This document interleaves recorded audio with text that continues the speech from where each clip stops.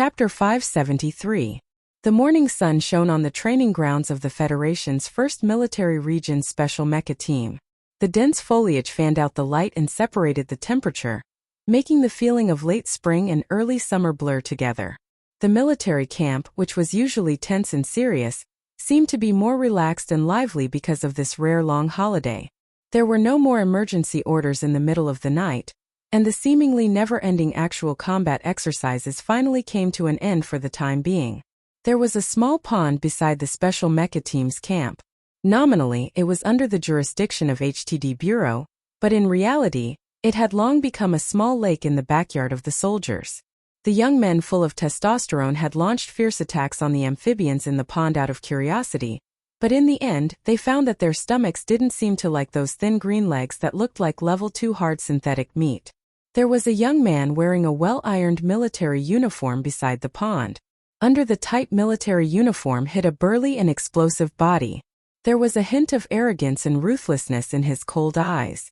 Only the warm and clear morning sun shone directly on his face, could illuminate the last trace of youthfulness on this face. Li Feng came from Philadelphia. He was one of the top elites of the federal military. Even if Sulu came out of nowhere, he couldn't steal his glory. He was about to step into the most beautiful years of his 20s. It was a good time for the lush green leaves to bloom in the spring breeze. However, for some reason, he had been feeling inexplicably restless these past few days, but he couldn't find the source of this restlessness. Thus, after waking up in the wee hours of the morning and completing his routine electric current stimulation, he came to this small pond to silently think. He left home at a young age and completed his puberty amidst the flames of war in the West Woods. Growing up was so exciting that it was even a little deformed, so he rarely came home to Philadelphia. However, perhaps because of his bloodline and respect, he always subconsciously learned or imitated that great-grandfather of his.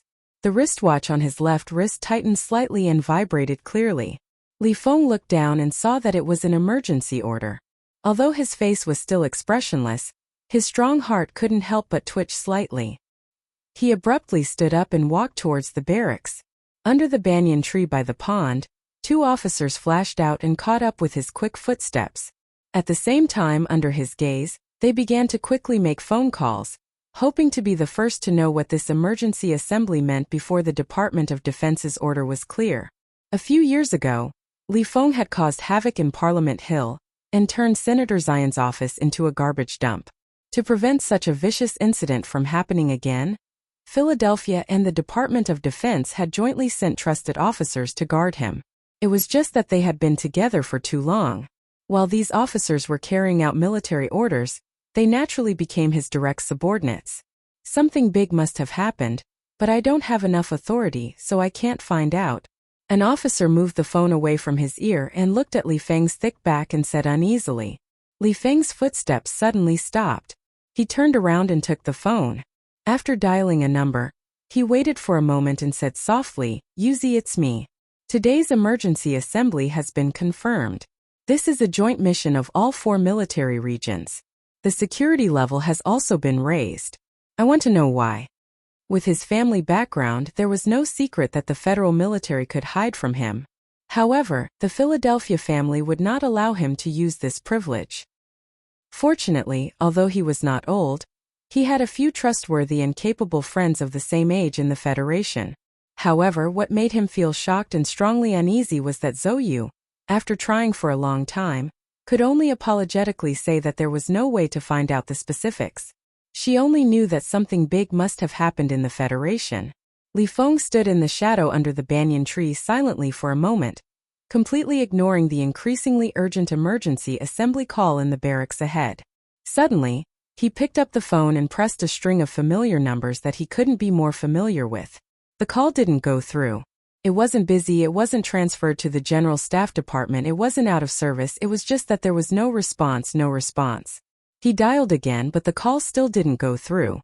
Li Feng raised his head and looked at the clear light between the leaves. Suddenly, a hint of viciousness flashed across his face. He pressed the number again, so viciousness that it seemed to want to break the sturdy military phone. The call went through, and a beautiful female voice came through. "Hello. This is the General Staff Department Transfer Center of the West Woods Military Region. According to the relevant regulations, please register your name. The viciousness between Li Feng's brows suddenly dimmed. His eyes widened in disbelief as he slowly hung up the phone. The other end of the call was the most standard transfer procedure, but he knew that ever since he was 12 years old, as long as he made a call, the person on the other end of the call would definitely pick up immediately. A military vehicle roared as it left the Special Mecha Brigade's camp. The soldiers who were in the midst of an emergency assembly looked at the smoke and dust on the road in shock. They didn't know what was wrong with the young prodigy in the vehicle, actually daring to defy military orders and leave. In the passenger seat of the dark green military vehicle, Li Feng buried his head in his strong body, as if he didn't want to hear what the officer in the back seat said. The news received from Philadelphia is that the 3 major fleets have already set off, and the fastest light fleet is currently heading towards the Night Scorpion Nebula. Their target is the location of the ancient bell. The officer put down the phone and reported in shock and difficulty. The ancient bell was ambushed by the Empire's fleet. No one survived. Li Feng's shoulders suddenly stiffened, but he didn't make any sound. He just moved up and down slightly with the movement of the military vehicle. Suddenly, without any warning, the usually arrogant and violent head that was hanging low in his body let out a series of painful howls, just like an injured beast. Madman Li had been fighting in the front lines of the Westwoods since he was 12 years old. He always had a goal in front of him, and it wasn't as unreachable as his grandfather by the lake. Instead, it was so real and close. During his youth, he grew up under the care of that person. In a sense, that person partially replaced the role of his father in his life. No one knew how close his relationship with the Westwoods tiger was. Even the Philadelphia family didn't know, and no one could imagine how he would feel when he heard the bad news. The officer in the vehicle was pale. They were Li Feng's most loyal partners and subordinates. They only knew a little about the situation, but they didn't expect him to have such a big reaction. Where are we going at this time? To the spaceport. I want to go back to the Westwoods. Maybe it was because he buried his head in his arms, or maybe it was because of something else. Li Feng's voice sounded a little dull and weak at the moment. This is disobeying a military order, and if Director Li knows, he will definitely not agree. One of the officers suppressed the nervousness in his heart and refuted. Li Feng raised his head and glanced at the officer in the vehicle. His voice was flat as he said, I want to go back to the Westwoods. He didn't cry when he heard the news of Commander Zhong's death, but at the moment, his eyes were red and full of terrifying veins that were triggered by his violent emotions. Facing such a pair of eyes in such a calm and terrifying tone, no one dared to raise any objections. Even if these officers could guess that once Li Feng returned to the Westwoods, he would definitely do something earth-shattering. At this moment the phone rang again. General Li Jiedu said calmly, "What do you want to do?" "I want to kill someone." Li Feng heard his father's voice, and a trace of stubbornness flashed across his handsome face. He said, "No one can fucking stop me." There was a moment of silence on the other end of the phone. Li Jiedu didn't expect that the news of Zhong Shouhu's death would actually make his son so angry and agitated. After a moment he said, "Su Lu has already gone over. Give me the authority." Li Feng paused for a moment and said, "I want to see him do it." In the command hall on the outskirts of the capital special district, there was a commotion. Countless senior technicians were decrypting and restoring a section of the signal from a distant star region. The senior staff of the Department of National Defense, with the help of computers, were frowning and thinking hard about many complicated things. Who gave him the authority to use the charter network that the Federation buried in advance? A gloomy and angry roar sounded in the hall. The director of the Military Committee of the Federation Parliament looked at the data feedback on the giant screen excitedly and waved his arms vigorously. This is related to the foundation of the Federation's attack on the Empire. Make him stop immediately. The National Security Advisor's expression was also ugly. He said gloomily into the microphone, "Three-winged battleship, I order you to stop immediately and withdraw immediately. Otherwise," bang! A porcelain vase that was thrown into the hall interrupted the anger of these big shots. The crisp sound of the vase shattering shocked everyone. The entire command hall was silent for a moment. Li Feng didn't know what he threw at the vase. He walked over with a gloomy face. The military police in the command hall immediately surrounded him. At this time, sitting on the second floor, the president waved his hand with a gloomy expression. The military police had to disperse and let this ruthless lieutenant colonel walk directly to the control panel. At this time, dozens of hours had passed since the attack on the ancient bell. In the Federation Society, which appeared to be peaceful on the surface, it was just a few days of changing between day and night. However, for the people who heard this shocking news, it was extremely torturous. The Bureau of Proclamation's tri-winged battleship followed the Empire's fleet into the enemy's star sector in a decisive and reckless manner. The signal passed through the giant warp hole, and there was no fixed signal to amplify it, so it was somewhat unstable. The people in the command hall could only see blurry and intermittent images and the whimsical plan that they had just received. Li Feng stood in front of the control panel and slowly lowered his body to the microphone. He squeezed out a sentence from his solid chest. "Su Lu, help me kill him. If you can't do it this time, I will do it next time." A few minutes later, the entire command hall heard Su Li's reply from the tri-winged battleship, "I will kill him." Then the communication was cut off. 7 hours later, a civilian smuggling spaceship from the West Woods sent back the latest news to S1. This smuggling spaceship was monitoring the military channel a few days ago and learned that the ancient bell was attacked. As criminals who should not be exposed to the public, the people on the smuggling spaceship bravely made the decision to rescue Commander Zhong. However, when they arrived, they only saw the wreckage on the ground and a rescue capsule that flew back according to the predetermined procedure. Other than that, there was nothing. Chapter 574. The last image that the people of the Federation saw was shot by the Bureau of Proclamation's tri-wing warship. In the last image, the Empire's flagship exploded violently and turned into a dazzling firework in the quiet space. Then, even the tri-wing warship disappeared into the vast universe. The confirmation of the culprit of the attack on the ancient bell, the famous butcher general of the Empire, made many people in the upper class of the Federation excited. However, there was no news of Su Lu, which reduced the joy of revenge to the lowest point.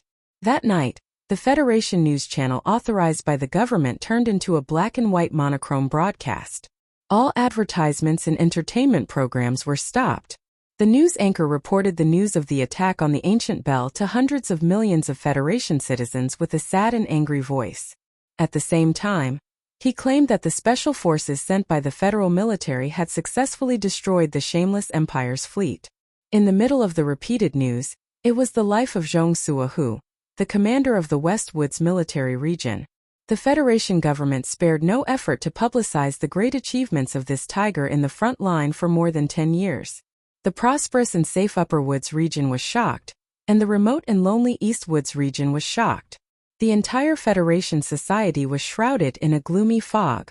If the Federation government had not announced the successful revenge, this gloomy mood might have directly aroused the uneasiness of society. As for the West Woods region, which guarded the border of the Federation like stubborn orphans, had already fallen into hysterical anger and sadness. 3 moons climbed up, shining on the wild vegetables in Little Sister's basket. 3 moons fell, eating up the wild vegetables made by Little Sister. 3 moons disappeared, Little Sister also disappeared. 3 moons rose, Little Sister, when will you come back? Just like the helplessness and anger of this ballad that was created decades ago, and just like how Zhong Suahu lamented to Su Lu in the restaurant, the people of the West Woods uneasily and sorrowfully thought that they were just orphans of the Federation, wandering in the universe singing sad songs in the west wind. No one would care about the life and death of the people of the West Woods. Fortunately, they had the Zhong family. For the past 10 years they had that insufferably arrogant tiger. But now that ferocious and friendly tiger had died without warning. In an instant, the people of the West Woods could not accept the fact that they had lost their hero, their leader. When they finally confirmed that this sad fact could not be changed, countless Westwood soldiers swarmed to the periphery of the old house in Wait 2 district. They hugged their weapons and sat on the ground, forming a long line along several roads. No one organized them. They just subconsciously wanted to protect the commander's home and prevent any outsiders from coming. More people of the Westwoods began to cry and criticize the corruption of the Federation government and the incompetence of the federal fleet. Thinking of the Westwoods sweating and bleeding by the Federation, and the abruptness of the whole incident, countless conspiracy theories began to circulate in private. Just as the cosmic war between the Federation and the Empire was about to begin, social unrest in the Westwoods at the front line would lead to extremely serious consequences. What worried the Federation government even more was that no one knew whether the Westwoods soldiers and civilians who were loyal to the Zhong family would have more direct and strong political demands because of this incident. The Federation had to stabilize the situation in the Westwoods as soon as possible, and in the current tense situation, there were not many people who had enough influence to appease the people of the Westwoods and show the Federation's sincerity to the soldiers and civilians of the Westwoods. After thinking for a few hours, the old man by Lake Feiqing politely declined the request of the president's residents to go to the Westwoods to stabilize the situation. In the early morning, the Federation news channel broadcasted an urgent news. The president of the Federation would immediately set off for the Westwoods to preside over the grand funeral of Commander Zhong, his wife, and the soldiers of the Antique Bell. The people were in a frenzy, and the people's hearts were uncertain. Every combat unit in Ceylon's military was in a dangerous situation where they were absolutely on guard, and had no clue what to do. President Pavel's decision to head to Ceylon to appease the people had, without a doubt, demonstrated his courage and determination that was different from normal politicians. And before the president went to the Westwoods, there was a more important matter to deal with. 3:30 in the morning, in the underground combat command room of the president's residence. The fact that the Empire's fleet could find the gap in the charter network and use our top-secret electronic imprint to cover it shows a lot of problems. The Department of Defense has newly coded all the electronic code systems 3 days ago, but if those problems can't be solved fundamentally, these technical means will become meaningless. President Pabre's voice was still strong, but his dark face looked a little thin and tired. Although the last conversation between them before Zhong Suihu left the capital did not achieve a satisfactory result, the president was still willing to see Commander Zhong as a kindred spirit. A potential political ally was buried in a space fireworks that no one expected. This blow and the situation in the Westwoods that followed made the president feel a lot of pressure. Fortunately, at this time, he did not have to worry that some families or spokespersons in the Federation would dare to question his decision to attack the Empire. I don't know if Lieutenant Colonel Sulu has any evidence for what he said, and I don't want to investigate the source of his information. His outstanding performance on the battlefield, as well as his brave actions in chasing after the Empire's fleet, can completely prove his loyalty and love for the Federation. President Pabre's eyes swept over everyone in the room like a hawk, from the National Security Advisor, the Minister of Defense, the members of the Joint Chiefs of Staff, important cabinet ministers, specially invited representatives of the Parliament.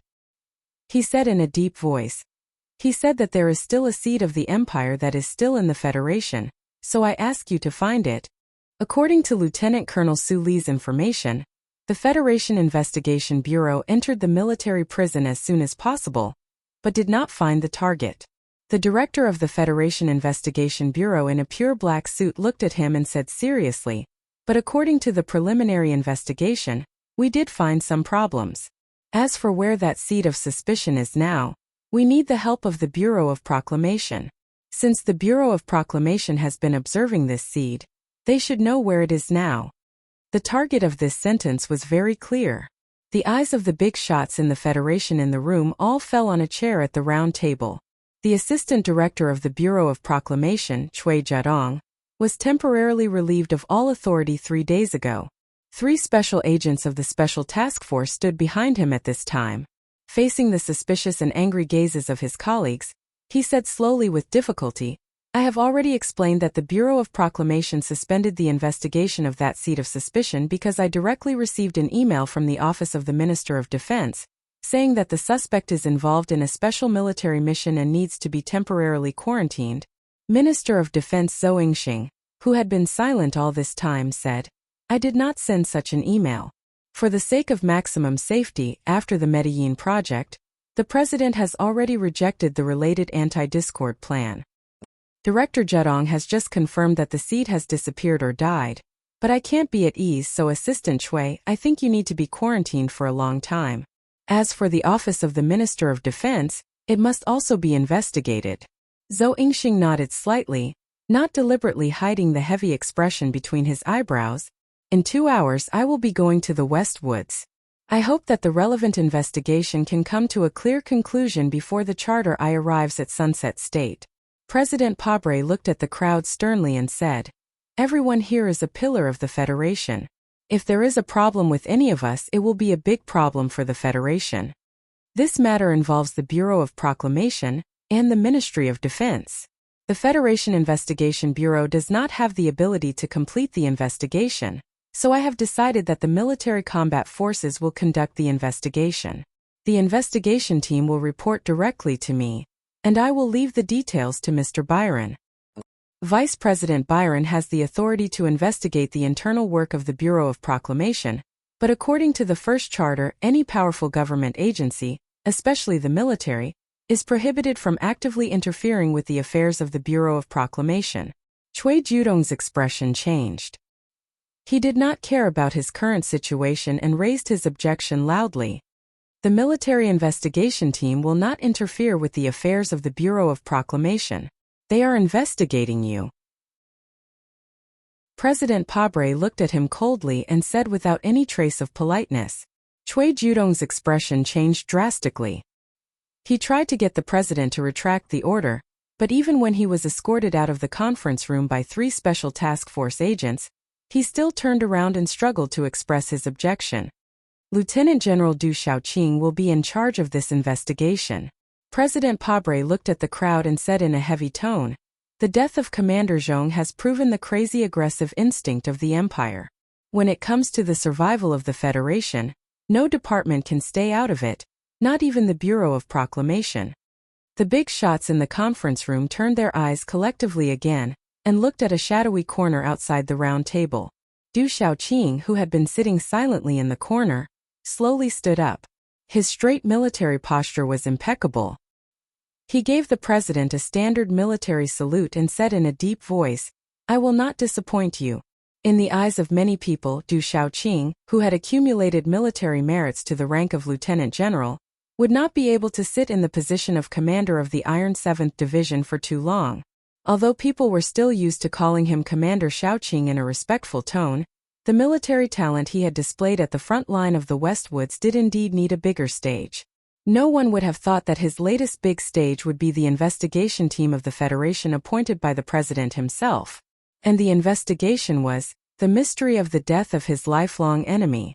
Under his command, the fully armed soldiers divided and surrounded the Bureau of Proclamation and the Ministry of Defense as if they were in a battle. They cleanly invited the suspects of the Bureau of Proclamation and the Ministry of Defense back to the military camp from their homes. Chapter 575. In the outskirts of the capital city of Southern Galilee on planet S2, there was a heavily guarded special level 3 class a military prison. 2 days ago, hundreds of serious-looking members of the Federation Investigation Bureau were stationed here with the authorization documents of the Ministry of Defense. The black suits that were flashing at the checkpoints of countless rooms replaced the dark green military uniforms, which made the people in the prison feel extremely depressed. 3 days before the Federation Investigation Bureau took over this military prison, a prisoner mysteriously disappeared. No one knew how this prisoner left the special level 3 class a military prison.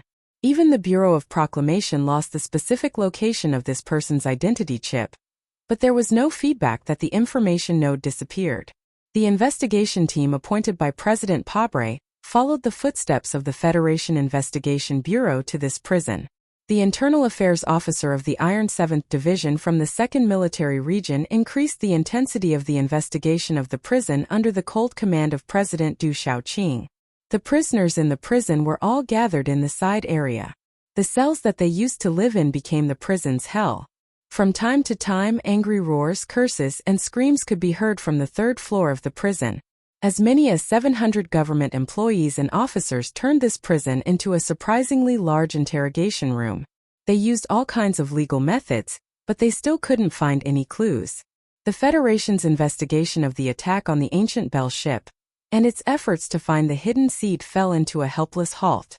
At this moment, countless pairs of anxious and angry eyes didn't notice a small forest 13 kilometers to the right of the prison. Under the simple building of the forest, there was a hidden underground fortification. At the end of the fortification, there was a dark room without any light or electronic equipment. The dim light of the primitive incandescent lamp shone on the rough stone walls of the room. The light gradually gathered to the side of the bed in the corner of the room, revealing a thin, pale, and desperate face. He had a very common name, Hiyu. He was 36 years old this year. He entered the second military academy at the age of 17. After graduation, he had been working in the military intelligence department. Although the information he came in contact with was top secret and somewhat mysterious to the general public, this kind of work would become ordinary and boring after a long time.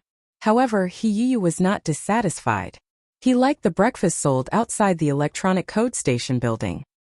He was used to the smell of disinfectant and light curtain glue in the building. Not to mention, when he was 30 years old, he fell in love with a waitress in the logistics department of the building. He had a gentle and kind wife, a daughter who was just 4 years old but still waited for him with a sweet smile and slippers every day. He had an ordinary but stable, and indeed meaningful job. Hiyu was satisfied enough with this life. Hiyu had always thought so until one day more than a year ago, when he was driving home, he was suddenly stopped by a group of soldiers and arrested. Then he learned the truth that was like a thunderclap. Hiyu was a seed that was planted in the Federation. Hiyu was from the Empire?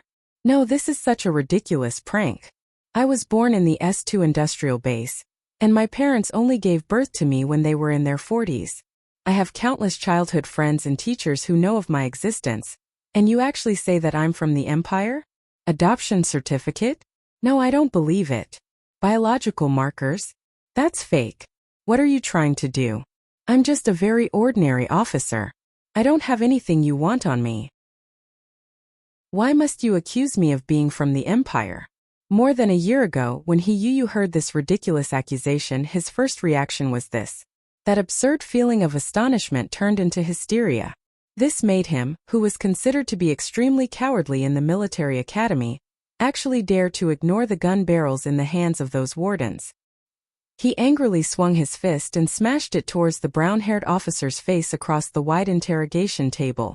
However, he did not hit the other party. Instead, he was smashed to the ground by the cold butt of the gun. After waking up from his coma, facing the detailed records of the Bureau of Proclamation and the ironclad evidence, Hiyu finally admitted to a certain fact in despair and frustration. Many years ago, the Empire took the risk of using a small spaceship to forcefully cross the space channel and transport a few batches of babies into Bermuda. Then, through the notorious human traffickers of Bermuda, they were sold to the Federation. They were sold to parents who did not have children but longed for them. These innocent and childish babies, who were even sleeping with their eyes closed, passed the examination of the charter and received a legal adoption certificate. An identity chip was implanted behind their necks. Without them knowing, they turned from being from the Empire to citizens of the Federation.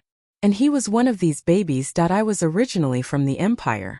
Then, when I cheered for every victory of the Federal Army on the front lines of the Westwoods, was I actually celebrating the death of my own people? My life was all fake. An ordinary name, an ordinary job, a stable and happy life. They were all fake. Then what was real? Hiyu, who could not accept this fact, became an ice sculpture that could not think. In just 3 days, his face became so thin that his bones could be seen. He knew that the Federation would not allow an Empire spy like him to live. Although before this, he did not know that he was arranged by the Empire to be a spy from the moment he was born. In a situation where he did not know and had no choice, he became a natural spy. He did not do anything bad, but he had to pay the price for a life that he did not know. What a sad and absurd life this was. However, the subsequent development of the matter was completely out of his expectations. If this was a nightmare, Hiyu would never have thought that after waking up from the nightmare, he would not have sunk into it. Instead, he would have started to have another bizarre dream. Those officers with mysterious identities did not send him to the secret court for trial, and then lock him up for life. They also did not execute the military regulations and execute a secret execution. Instead, they directly released him. However, before he was released, the brown-haired officer's gentle but cold warning was like a basin of ice water that woke him up from his helpless state. The sound of footsteps outside the room made Hiyuyu jump in fright. Thinking back to his experiences over the past year, only then did he understand that the bizarre dream was still just a nightmare. Just like the disgusting curly brown hair of the officer who pushed open the door and entered. It is extremely difficult to find a place within the Federation that can completely block the light of the charter. The Federation officer walked into the room. After sitting on the chair, he removed the military cap from his head and carefully placed it beside his hand. He then rubbed his head full of curly brown hair and said with a calm voice, "With our abilities, even in this primitive underground cave, we can only block it for a few days. You've wasted a lot of time. I was forced to take the risk to come this time. This makes me feel extremely bad." Hiyuyu raised his head and looked at him with a somewhat deranged gaze. His voice was hoarse as he said, "You bunch of lunatics, murderers, so you also know fear. Are you worried that the Bureau of Proclamation will find out that you have met me before?" "A little, but not a lot.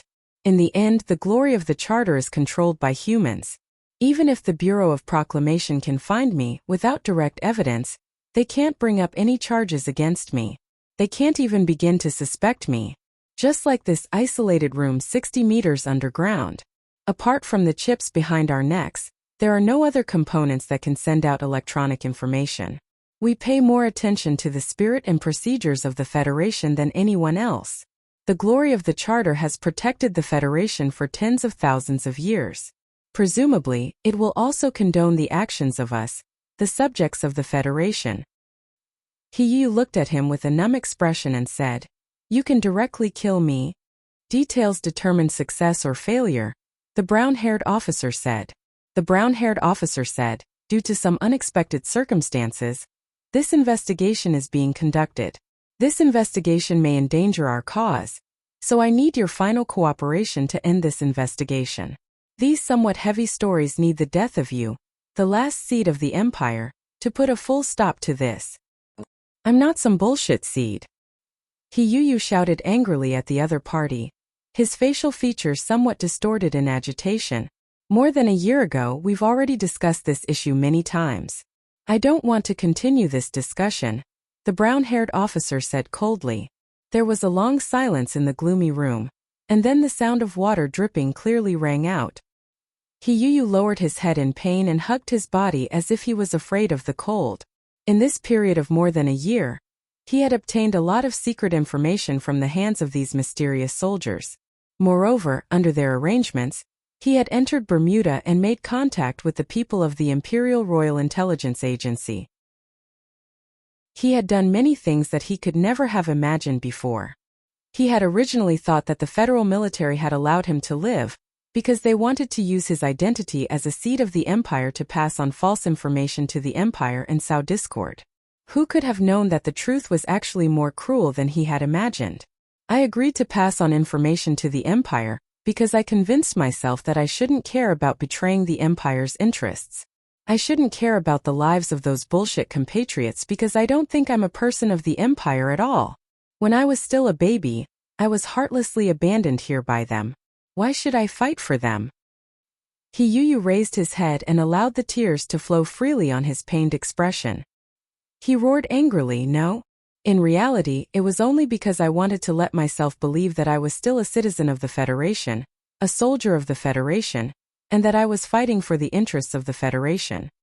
My family, my friends, my colleagues, the first woman I fell in love with, the history I was most interested in, the stars I liked the most, the scenic spots I liked to visit the most, all of them belong to the Federation. I am a person from the inside out. I belong to the Federation. My life has been spent here. I have a family, I have a wife, I have children." Hiyuyu said with a sorrowful voice, "Except for this body, this flesh and blood. But the information I passed on to the Empire had nothing to do with sowing discord at all. Instead, it led to the death of Commander Zhong." He hugged his head with both hands and looked at the brown-haired officer in disbelief and pain as he yelled, "What did you do? What did you want to do? Who is the traitor? Who is the seed of the Empire?" He Yu's eyes wandered as he subconsciously muttered, I am not, you are. You and those shameless big shots behind you are the seeds of evil. Chapter 578. Evil? What is evil? Before the great, glorious and correct laws of history, there is no evil. There is only the respectable darkness behind the light.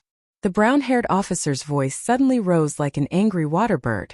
The feathers on the top of his head stood up in fear, and his slender neck made the air flow through it become sharp.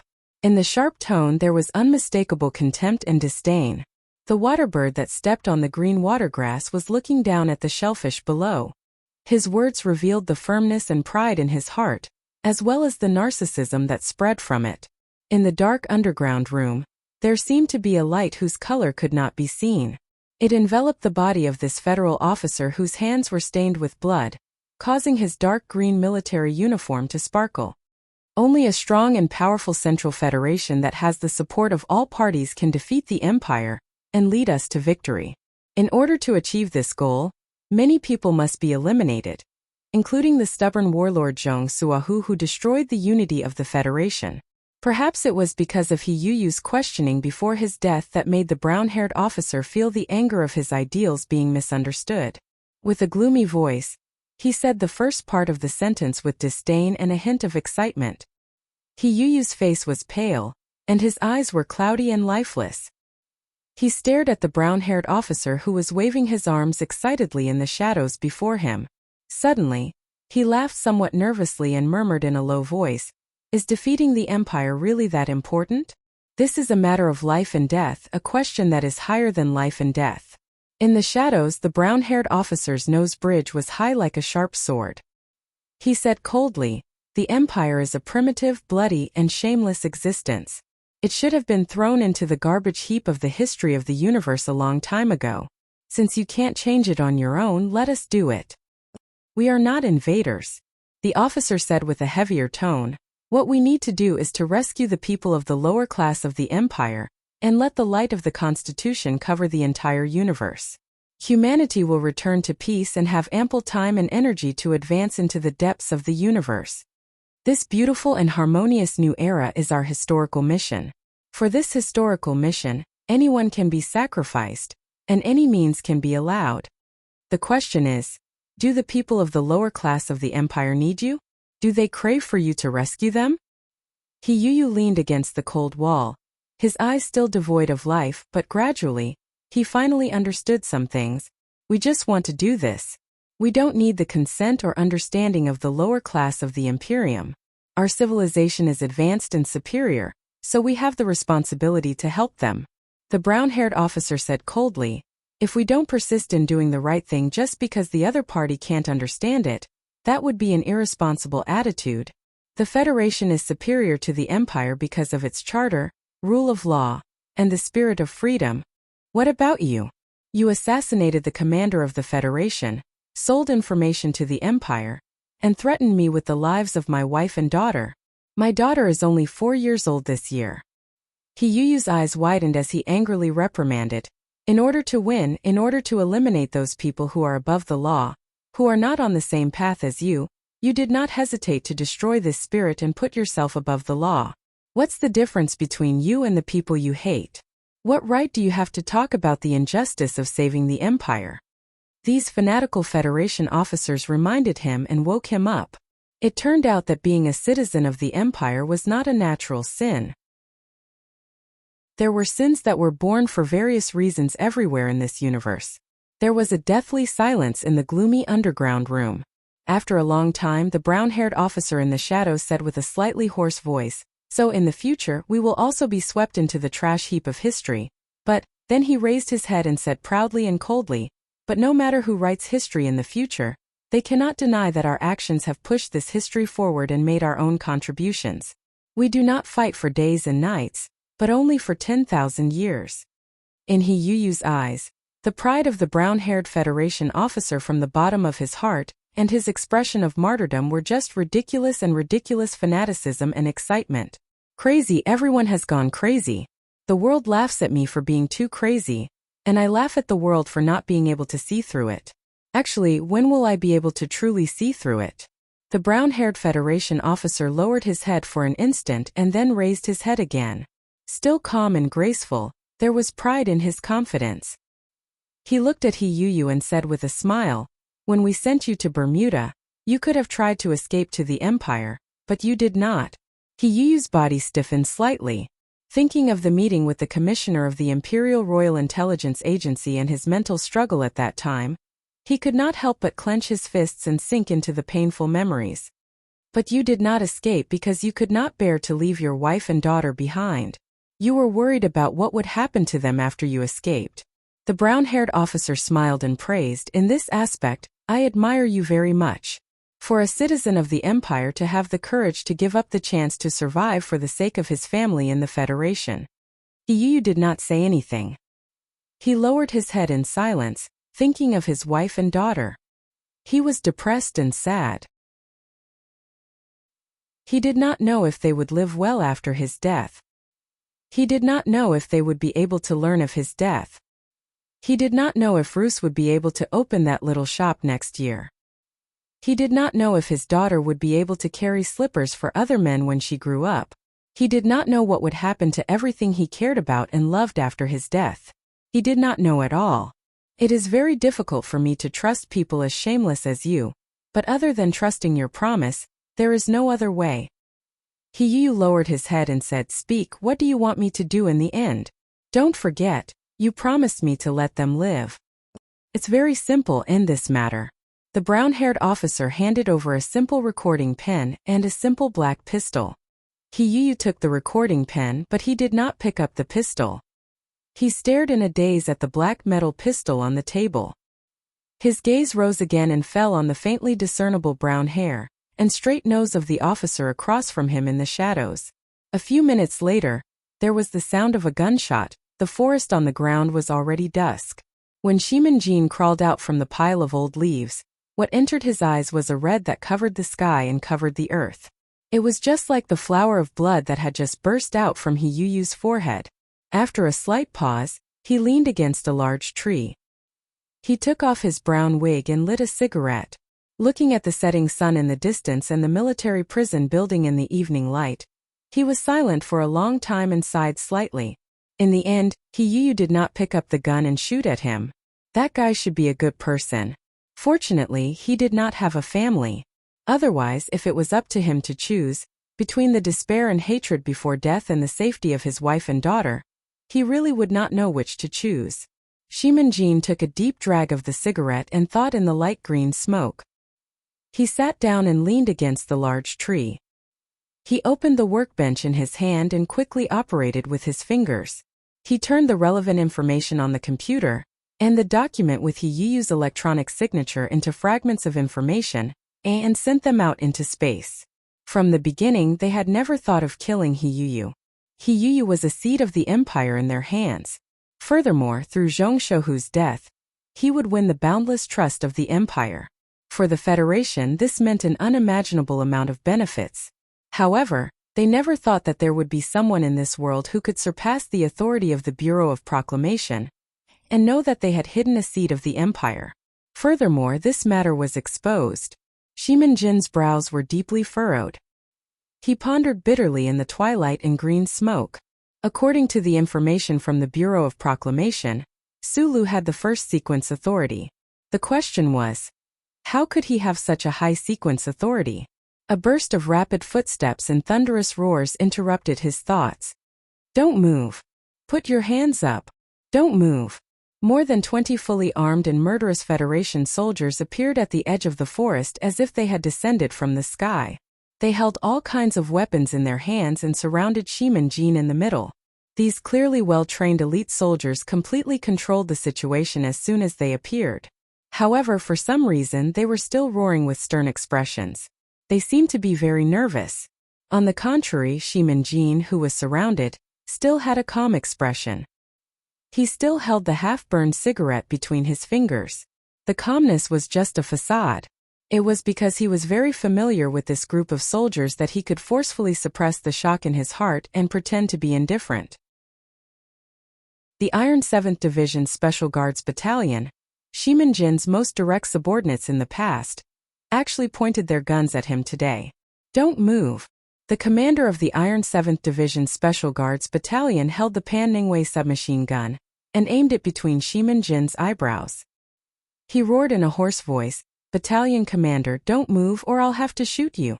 The cigarette slipped from between his fingers. Shimin-jin lowered his head and stepped on it with his military boots. He didn't keep absolutely still according to the request of these soldiers. Instead, he raised his head and stared into the eyes of the commander. He took a step forward and asked in a deep voice, "Do you know what you are doing?" The commander of the Iron 7th Division took a step forward and pointed the cold muzzle between his eyebrows.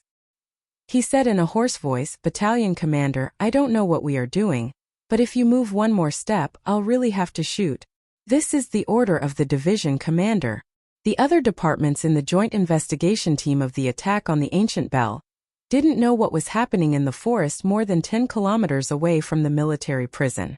The officers and soldiers of the Iron 7th Division who participated in the investigation sent their arrested targets back to S1 through a military warship as fast as possible and in the most secretive way. At number 44, Shima Avenue, Capital Special District, Du Xiaoqing sat in front of his desk and looked at the relevant report submitted by the joint investigation team with no expression on his face. Behind him, raindrops were tapping on his window, making the light inside and outside a little dim. In front of the wide desk, Shimin-jin stood with his head down. His hands were tied with high-strength plastic ropes, so he couldn't move a finger. Du Xiaoqing didn't look up at him. He just looked at the report in silence. The atmosphere in the room was extremely oppressive. When the oppressive atmosphere was about to suffocate him, he looked up at Shimin-jin and said, "I told you before that there are many methods that I can't accept." Chapter 579. There was an obvious and insurmountable line between light and darkness. The ash between black and white could not be used as an excuse to absolve oneself of guilt. Even if the ash was so faint that it was almost invisible, it would still be black of varying degrees. How could it be white? The talented, cold, proud, and cool Du Xiaoqing had always thought so. However, many years after he graduated from No. 1 Academy, he had been in conflict, struggling, and silent in the military system. He had changed a lot. He understood that no matter how beautiful a landscape painting was, it still needed the dirty natural pigments dug out from the dark mines to be painted. For the bright future of the Federation, or rather for mankind, he was willing to sacrifice a part of his moral principles. Especially when a hidden and exciting trend of thought appeared in the Federation, and a trustworthy and excellent politician stood at the forefront of the trend, he was more and more sure that this sacrifice would be well rewarded. Therefore, he put all his energy and effort into the construction of the army, giving up worldly happiness such as family. Under the strong suppression of Zhongshohu in the Westwoods, he still brought out the Iron 7th Division and Iron Army, and branded the entire 2nd Military Region with his deep personal brand. The target of the Iron Blood Army was of course the people of the Empire, but for the future of the Federation, Du Xiaoqing did not mind using this army to protect that big shot. In fact, in the past few years, his Iron 7th Division had been cooperating with the relevant departments of the government to carry out some secret plans. His most loyal subordinate, Shimin-jin, was an important contact person for the Iron 7th Division to cooperate with the relevant plans. But what was the bottom line of sacrifice? How many flowers of evil would have to be burned to let the world regain the light of holiness? How many innocent people would have to die? But, not including this. Du Xiaoqing looked at Shimin-jin in front of the table expressionlessly and said in an exceptionally calm tone, "The assassination of Zhong Huiyan at Mulu Manor, you said it was the work of the Special Task Force, so I did not continue to ask. In fact, you and I both know that Chen Yinchuan secretly entered the Lin family after graduating from No. 1 Academy to carry out a secret government mission to infiltrate the 7 great families. Without my order or yours, he would not have taken the risk of exposing his identity to launch this operation." And this time, Du Xiaoqing stood up after a moment of silence and said, "He shouldn't have died like this. This operation has been approved by the higher-ups." Shimin-jin lowered her head slightly and explained in a slightly hoarse voice, "Mr. Councilman, I am not willing to let you participate in these dirty matters, So I hid the specific plan from you. The last confirmed time was when you left room 5460 last time? Du Xiaoqing raised his eyebrows slightly and said coldly, "Are you still my soldier? I will always be the commander's soldier." Shimanjin suddenly raised her head.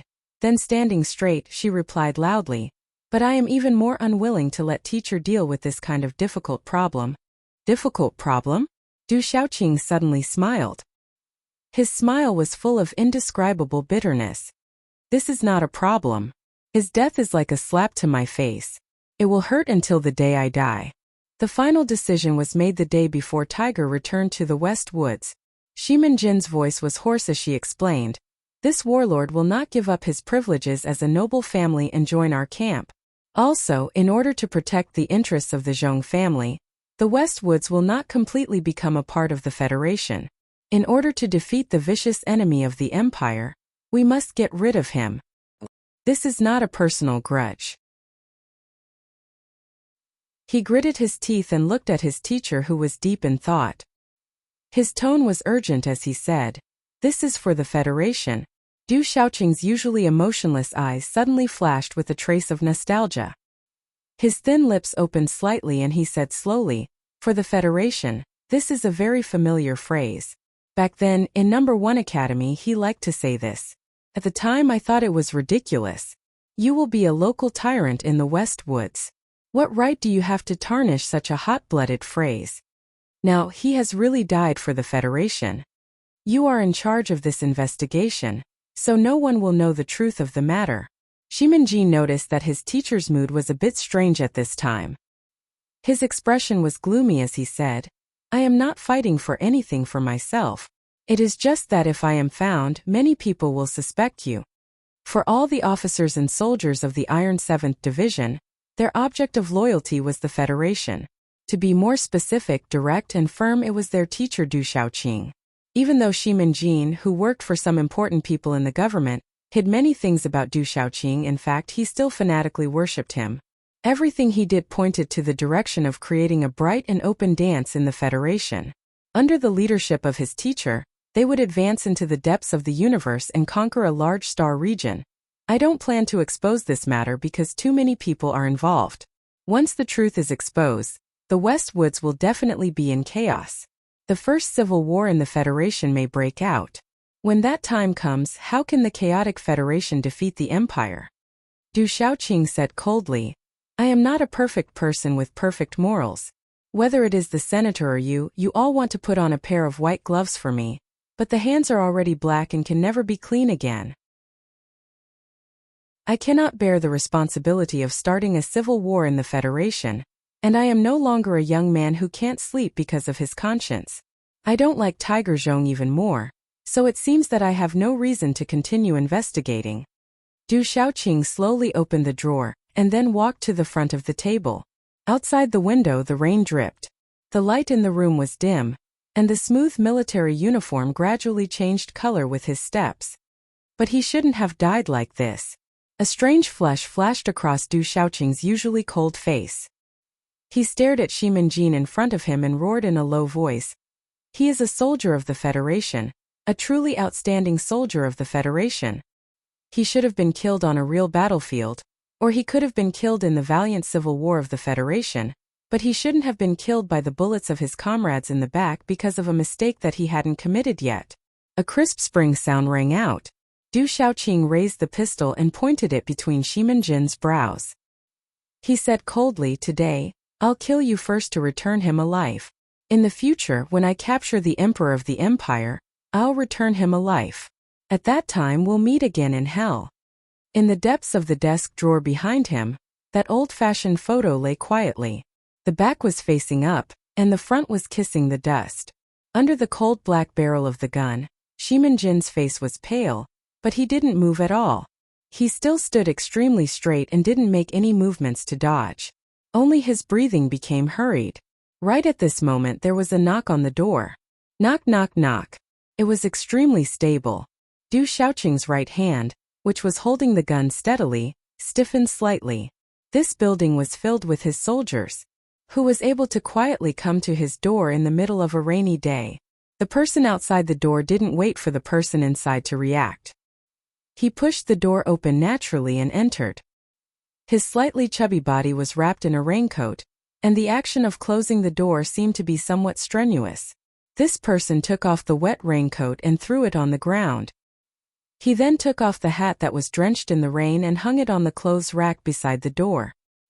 He rubbed his hands lightly, turned around, looked at the two people in front of the table, and said with a smile, "It's said that autumn rain is cold, but it's still summer now. After being drenched in the rain, it's terrifyingly cold. What the hell is this weather?" At this time, Du Xiaoqing was still pointing the gun between Shimin-jin's eyebrows. Because of the arrival of this uninvited guest, he didn't pull the trigger, but his slightly stiff right arm was still raised horizontally. He didn't put it down. Taking off the wet hat, it was white hair. This old man who entered Du Xiaoqing's office like he was going home didn't seem to see the tense situation in the room, nor did he see the gun in the air.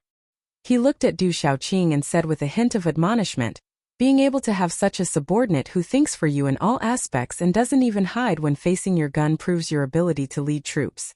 Isn't it also your luck? You should cherish such a subordinate, and not die because of a moment of impulse and rare lack of calmness. Otherwise, in the future, you will definitely doubt yourself and feel sad like you are now." Du Xiaoqing's eyes slightly lowered, but he still didn't put down the gun in his hand. The old man with white hair ignored him and said calmly, "Let's start the meeting. Although I'm very unwilling to take over this work, since His Excellency the President asked me to handle all the specific matters of this investigation, I have to care about it." Du Xiaoqing's sword-like eyebrows slightly twitched, and blue veins appeared. He finally put down the gun in his hand and said in a heavy tone, "Yes, Mr. Vice President." Vice President Byron of the Federation convened the first joint meeting of the Joint Investigation Team of the attack on the Antique Bell. Because it was called at the last minute, the director of the Investigation Department of the Federation and the officers of the other two departments couldn't attend in time. They just received a briefing after the meeting. Very few people attended this joint meeting. Few people could imagine that the first meeting of the Joint Investigation Team actually became a gathering of the culprits of this conspiracy. This was an absurd and extremely cold fact. The association hasn't had a gathering for many years.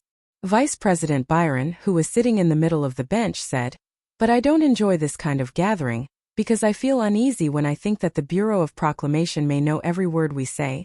In the dim room a voice sounded, "Although Cui Zedong had issued a warning in advance, we still didn't expect Su Li's unexpected situation to happen. I'm really shocked that this person's sequence authority is actually higher than Cui Zedong's, and he can even make the charter computer restart the investigation." Vice President Byron leaned forward slightly, and light and shadow interlaced on his old face. He said in a heavy voice, "Even if Su Lu has the first sequence authority, according to the privacy protection regulations of citizens, he can't have access to certain content. How on earth did he bypass the regulations?" Cui Zedong tried to find the reason before he was replaced, but he didn't find anything. Also, according to the information from the interrogation room, he was preparing to commit suicide. There was silence in the dim room. The person who was about to become the director of the Bureau of Proclamation of the Federation, and in a sense the most powerful man, didn't hesitate to commit suicide when facing the interrogation. This shocked everyone present. I strongly disagree with this.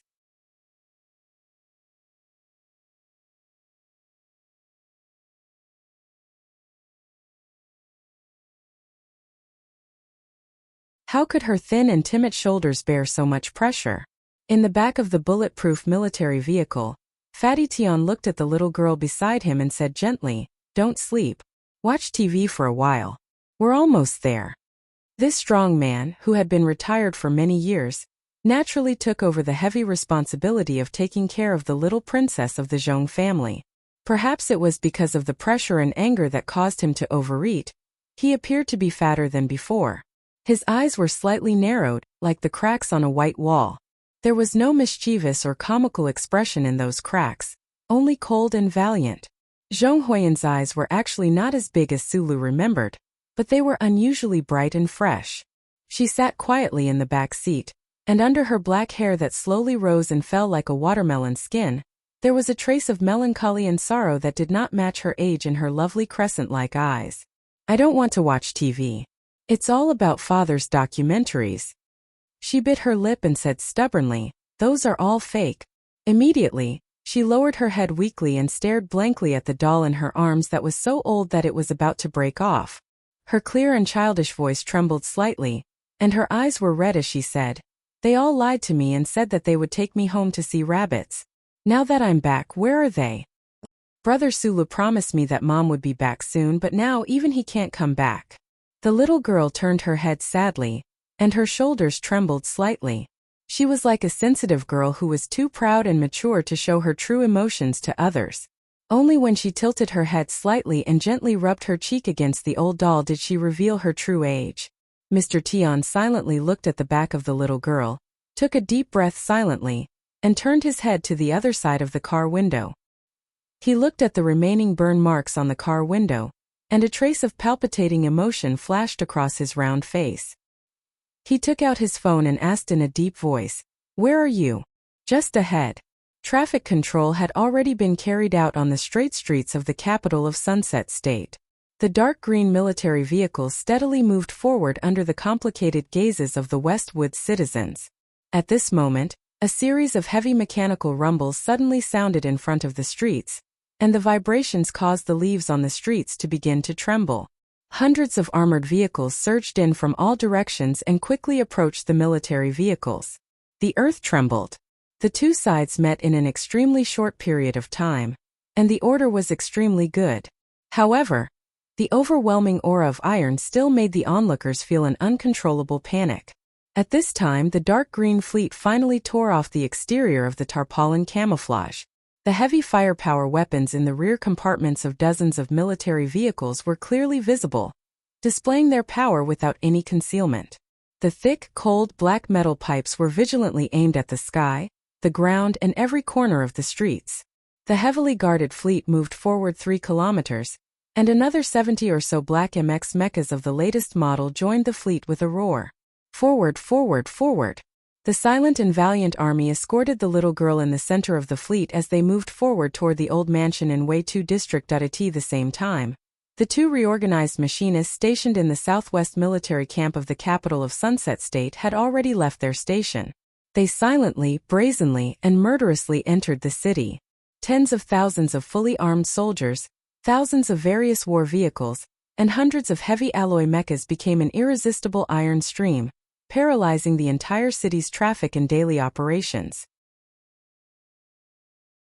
Immediately after, the reorganized machinist master announced on behalf of a certain party that from that day onward, the capital of Sunset State, within a radius of 80 kilometers around the old mansion in Wei 2 district, would become a military control zone. No entry without permission. The phone calls from the Westwoods office of the Department of Defense and the Westwoods Military Staff Department kept ringing, but the 2 machinists did not respond at all. Finally, these calls directly reached the dark green fleet that was slowly returning home. On the phone, the angry general sternly questioned Stick Tian what he was going to do. You know why? Stick Tian glanced at the little girl beside him, the fat on his lower jaw trembling slightly, and said, this is for the safety of the little girl. If you don't dare to come and disarm, then pretend you didn't see this scene. I know His Excellency the President will be here soon. I left half the city for you to prepare for the ceremony. Is there any other problem? There was silence on the other end of the phone. No matter how angry the general was, after hearing this incomparably valiant announcement, he still could only remain silent. Because the one who said this was Fatty Tian. Even though this Fatty Tian had long retired from the army, even though he was only a colonel when he retired, he could still command the military strength of 3 divisions with just one phone call. No one in the Westwoods dared to doubt this. After Stick Tian hung up the phone, he shook his head. He was not used to being arrogant, and letting 3 machinists ignore the military order of the Federation and enter the city in large numbers had long exceeded the meaning of arrogance on the surface. But he had to do this. Only in this way could those who had bad intentions be more honest. The commander was dead, so the little girl could return to the West Woods. This was very sad and very infuriating.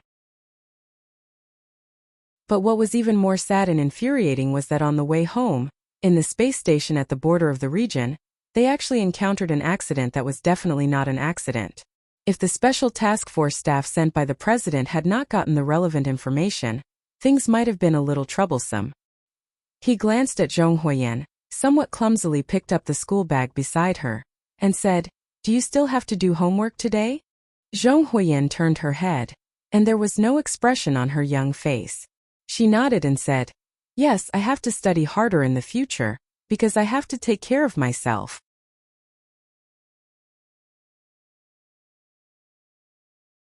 Chapter 581. Stop. In a quiet and noble manner on the outskirts of the capital of the Westwood Sunset State, a cold shout rang out. On both sides of the road under the cover of the trees, black gun barrels poked out and aimed at a few soldiers who were walking quickly along the road. In the face of the tight defense and deadly weapons, the soldiers did not stop at all. Even the determined expression on their faces did not change. They followed the burly figure at the front and approached the building. The few of them were not imposing, but they were as firm as a mountain. Li Feng's footsteps were firm. His military boots were shiny, and his military uniform was neat. There was no expression on his face, but there was a sense of ruthlessness between his eyebrows that made people's hearts palpitate. Hundreds of fully armed personnel rushed out from under the building hidden among the green trees, blocking in front of him and his subordinates. The black barrels of the guns were closer, but Li Feng didn't even look at these people. He waved his right hand and forcefully pushed away the barrels of the guns. He walked in with loud strides. Inside the building, the Zhong family was holding an extremely important meeting. The elders of the family and the people with real power needed to determine the distribution of power after the unexpected death of the head of the family as soon as possible. They needed to stabilize the internal situation and seek for the longevity of the family. However, Li Feng, an outsider, barged into the meeting without reason. Under the disbelieving gazes of the well-dressed people, he walked directly to the deepest part of the room. An old man of the Zhong family who was presiding over the meeting slowly stood up and frowned. He was about to say something, but his old and cloudy eyes suddenly shrank. Li Feng walked in front of the hesitant Zhong Ziki with an expressionless face. He took out the old-style gun at his waist. Without the slightest hesitation or a word, he directly pulled the trigger at Zhong Ziki's thigh. The crisp sound of the gunshot reverberated in the quiet meeting room, but it shook everyone's mind. Their ears were buzzing, and their minds were in chaos. There was absolute silence. There seemed to be no sound of tables and chairs overturning, no sound of Zhong Ziki screaming and falling to the ground, no sound of blood spurting out from his thigh. There was only the sound of a gunshot. This simple and straightforward gunshot shattered everyone's ability to think. The entire Federation referred to this young lieutenant colonel as Madman Li, because he was insufferably arrogant and crazy in battle, but no one thought that he was a true madman until now.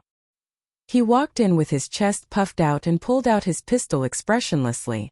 As if he was waving his hand to swat away a fly, he pulled the trigger without hesitation and shot the second young master, who was most likely to become the head of the Westwoods Zhong family, to the ground. The silence was broken by cries of surprise, curses, and shouts. The security personnel of the Zhong family in the Westwoods rushed over, roaring with heavy weapons in their hands, but no one dared to shoot, and no one dared to stand in front of Zhong Ziki. This was because Li Feng was still holding a gun in his broad right hand. His light yellow calluses were firmly in contact with the patterned gun handle. The distance between the slender muzzle and Zhong Ziki's forehead was so short that even a needle couldn't penetrate it.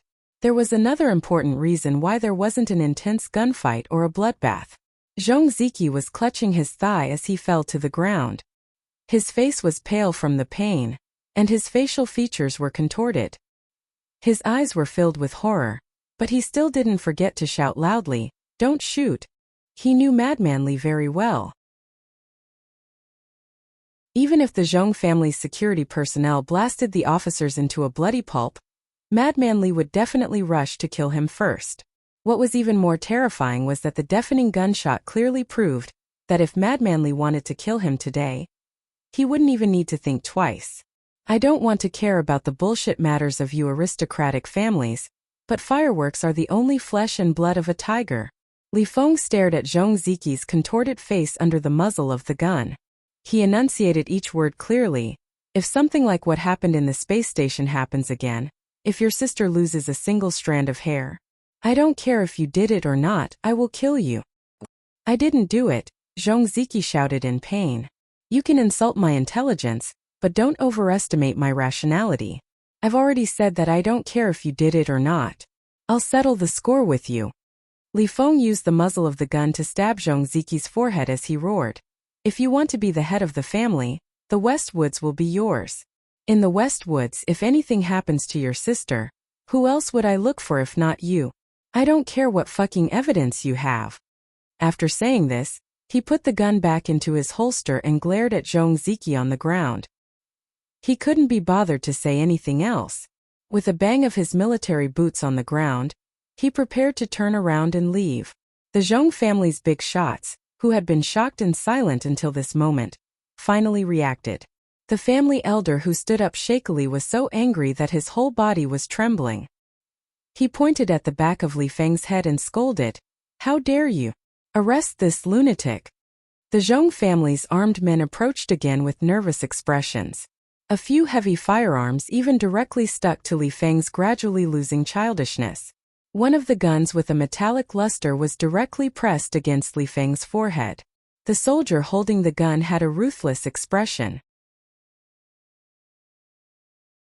He wanted to use this action to return the humiliation that the family successor had suffered to him. His cheek made intimate contact with the cold barrel of the gun. Li Feng's eyes suddenly flashed with madness. With a muffled shout, he slammed his head against the barrel of the gun between his eyebrows. The moment he lowered his head, a huge force collided with the metal gun, causing it to suddenly change shape with a creaking sound. The hard gun but flew backward and directly hit the soldier's chest. The ruthless soldier couldn't react at all. Accompanied by the terrifying sound of his sternum cracking, he directly fainted. A microcontrolled gun can't even fake a misfire. Li Feng fiercely spat. He suddenly turned around and looked at the Zhong family's big shots. He rolled his eyes and said, "What I just said to Zhong Ziki is also what I said to you old men. If anything happens to Zhong Huiyan in the West Woods again, you all will be buried with her." He stretched out his arrogant index finger and pointed at the old man of the Zhong family, who was covering his chest and coughing. He said, "You old dogs only know how to hide behind a tiger and pick up rotten meat to eat. Since you don't dare to kill me because of my old man, then be more honest in the future. You must be very eager for my old man to die early so that you can deal with me. But I have to remind you that when the day comes that you dare to kill me, maybe I will be very willing to kill all of you in advance." Li Feng's face was ferocious. He looked around at the several generations of elites of the Zhong family and said coldly, "So you'd better pray that my old man will live forever, or that Zhong Huiyan will always be healthy." The expressions of the people of the Zhong family were extremely complicated and embarrassed. They had to admit that what Li Feng said was true. For these 1,000-year-old families, the Li family by Lake Feiqing was just the condensation of brilliance that occasionally bloomed in the long river of history. However, in the past few decades, the Li family, which was sparsely populated, had become more powerful than the 7 families because the highest mountain in the Federation was still spreading light and shadow in the universe. The military boots stepped on the ground paved with precious stones, making clear and firm footsteps. Li Feng walked out of the venue indifferently with his subordinate officers. His voice was not loud today, but when it gushed out from his burly and magnificent chest, it was as deafening as heavenly thunder. Until his back disappeared at the door, these words still echoed in the venue and fell on the heavy hearts of people in the ground, smashing countless bloody holes. Just like Zhong Ziki's miserable thigh, the most important thing in the world was life and death, and the most common thing was also life and death. When an ordinary person died, it would often make the hearts of relatives linger in grief for a few days, while the unrelated people would only care about their own happiness. But the death of a big shot was different. The length of the human mourning seemed to be proportional to the weight of the dead person.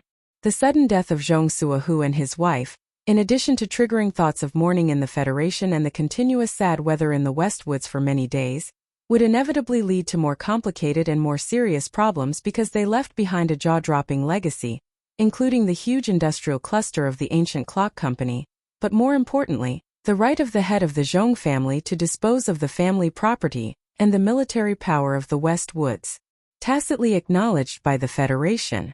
So far, no will had been found, so how should the legacy be dealt with? Two partners of the largest law firm in the Westwoods chose to resign because they could not bear the huge pressure. The Westwoods troops in several galaxies were also anxiously watching. According to the laws of the Federation, the only daughter of Commander Zhong and his wife, Zhong Huahua, had the unquestionable right of first inheritance. But the problem was that the legacy could not be inherited completely according to the laws of the Federation to a large extent. For example, the exercise of military power was not allowed by the Federation laws at all. Also, the family property of the Zhong family that had existed for thousands of years, the head of the family had the absolute right to dispose of it, but it did not mean that it was the personal property of the head of the family. How could these troublesome legacies, which made the relationship between the Federation and the Westwoods, be inherited by a little girl? At this time, many people in the Westwoods thought of Zhong Ziki, the nephew who was most doted on and even spoiled by Commander Zhong, and in the hearts of many people over the years, the next head of the family. Gradually, there was a great difference of opinion between the Zhong family and the troops, and cracks were gradually forming. In the face of such a crazy legacy, all kinship, love and friendship were all bubbles, and all kinds of tricks were possible. Fortunately, Li Feng used his madness and Big Stick Tian, used his strength to suppress this trend before the frightening and dangerous situation descended into total madness. The people and soldiers of the Westwoods anxiously waited for the result. The continuous heavy rain carried the cold wind through countless tall buildings. At this time, the president of the Federation, Mr. Pabre, arrived in the Sunset State of the Westwoods region. The funeral was about to begin.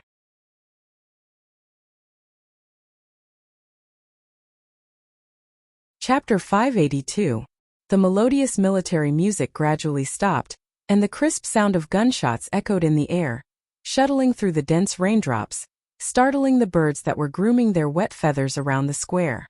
It seemed that the weather during a funeral was always bad, and the cold rain was like God crying. In the cold rain, President Pabre's speech in front of the battlefield cemetery was probably the only warm color. His speech touched many people, comforted many people and made many people cry. After the Westwoods Tiger's funeral ended, the president did not rest. He immediately met with the real power figures of the Zhong family and had lunch with them. In the middle of the night, he summoned Big Stick Tian and a couple of young officers from Silan's military. The meeting lasted an entire 3 hours. The next day, 2 of the 3 divisions of mechanics that forced their way into the capital of Sunset State and announced that they were under military control retreated back to the military camp. The old house in Latitude 2 district finally opened its door again. The people who had received some kind of promise from the president chose to compromise in peace. After President Pabre's tireless mediation, the situation in the Westwoods that was about to explode finally eased. To ensure the stability of the Westwoods, the Zhong family, whose people were unstable, had to be appeased. Some interests could be sacrificed and some limits could be compromised. After all, those interests that were compromised never really belonged to the Federation government. The Federation would never give a clear suggestion on who would inherit the Zhong family's huge family business. They only showed a slight inclination in the dark. For a long time in the future, the fight for the Zhong family's property would become more complicated. It would definitely be brought to court, and it would be a grand and long-lasting battle. There would be an uproar, and there would be a lot of ugliness. However, as long as the military was not used and the matter was resolved in a relatively peaceful way, it would not affect the Federation's rare goods situation, and it would not affect the galactic war that was about to start, then it would be fine. Compared to the ownership of the Guzhong Company and those industrial clusters, the real problem was the selection of the commander of the Westwoods military region. The Zhong family had controlled the military power in the Westwoods for thousands of years, and this was their biggest reliance and bottom line. Although the Zhong family, which was gradually splitting up, needed the support of the Federation government, they would not give up this bottom line. Perhaps he could seize this opportunity to change some things. The people of the Westwoods would never agree to let Du Shaoqing serve in the Westwoods military headquarters, so who should they send? President Pabre stood silently by the window, looking at the blue sky, silver sand under his feet and the drizzling rain, thinking about his trip to the West Woods. The top floor of the Golden Star Hotel was silent, and the world outside was equally silent except for the sound of the rain. This planet far away from the capital ring finally had a moment of respite after that tragedy, but the most powerful man in the Federation still could not find a moment to relax. No matter what the situation is, a politician should remain absolutely calm. Only then can they ensure that they are not defeated by weakness and that their decisions are correct so that they can seek happiness and benefits for the majority of the people. I don't know if it's because of Commander Zhong's funeral, President Pabre said in a deep voice as he looked at the rain outside the glass curtain wall and the faint reflection of the shadows. A hand gently patted his left shoulder, and the president's wife comforted him. Sometimes there is no other way to make some compromises. President Pabre knew that his wife must have misunderstood that he was frustrated because he decided to support the other side of the Zhong family. He could not help but smile bitterly, gently patted the warm hand on his shoulder, and whispered to himself in a low voice, "Sometimes the sacrifices we are forced to make may be far more serious than compromises." The president's wife looked at his back worriedly and found that her husband seemed to be in a bad mood. So she quickly changed the topic and said quickly, "My daughter called again yesterday. She is very concerned about Lieutenant Colonel Su Li's situation. How should I answer?" President Pabre thought of his daughter who was still troubled by depression, and thought of the young man whose fate was unknown. A trace of sadness flashed across his tanned face, and he said in a sincere tone, "I can only pray for that guy's good luck." It was also raining in the capital special district of S1. Teacher Du Xiaoqing watched the live broadcast of the funeral with a somewhat complicated expression. After a long time of silence in the dark room, he walked to the bookshelf, took down the violin case, and began to play the violin. The refreshing violin melody became somewhat different in the hands that were no longer stable and were slightly trembling. The notes that were flowing, struggling, and colliding in the space gathered together and then separated resolutely, revealing a faint sadness, deep panic, and speechless confusion. The emotions were extremely complicated. The melody stopped without warning. Du Xiaoqing stared blankly at the green leaves outside the window that were being tormented by the heavy rain. His usual straight posture seemed to be somewhat stooped. His military posture, which had never had anything wrong with it, seemed to be somewhat gloomy. He suddenly roared and smashed the expensive violin hard on the window lattice, smashing the glass into pieces and splashing everywhere like rain. That night, Du Xiaoqing hastily wrote a report of the preliminary investigation results, and at the same time attached his resignation letter to the office of the president's residence, suggesting that the Parliament Hill continue to investigate the attack of the ancient bell. In the early morning of the next day, he returned to S3 with several orderlies to prepare for the war with the Empire. As long as the situation in the West Woods was stabilized, the federal forces would launch a large-scale attack on the Empire.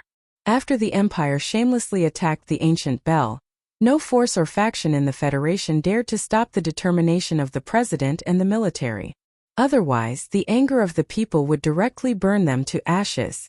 Before boarding the warship, Du Xiaoqing suddenly turned around, took off his sunglasses, and revealed his cold and proud face. He looked at the capital special district in the morning rain with a complicated expression and suddenly asked, "Is there any news from Sulu?" Reporting to the commander, "There is no news." Du Xiaoqing put on his sunglasses again and remained silent. From the time he put on this pair of sunglasses, he was no longer so obsessed with the starry sky above his head and some things deep in his heart. Once he started to compromise, he might be forced to continue to compromise. It was this cognition that made him think of Sulu, the young man who made him very unhappy. Now that the hardest stone in the Federation had died, it seemed to be a pity. Somewhere far away from the ordinary people's living area in the Federation, there was a secluded manor deep in the mountains and blue lakes. This manor belonged to the Nanxiang family, the most low-key of the 7 families. However, looking at the manor's vast area and luxurious furnishings, how could it be considered low-key? I heard that someone from the government said that the official residence is very happy to see Zhong Ziki inherit the position of the head of the Zhong family. Nan Xiangmei clenched her fists, opened her bright eyes and looked at her mother in shock. Her beautiful cheeks were stained with a few strands of black hair that were wet from the rain. In order to pacify the situation in the Westwoods as soon as possible, Mr. President made such a hint in advance.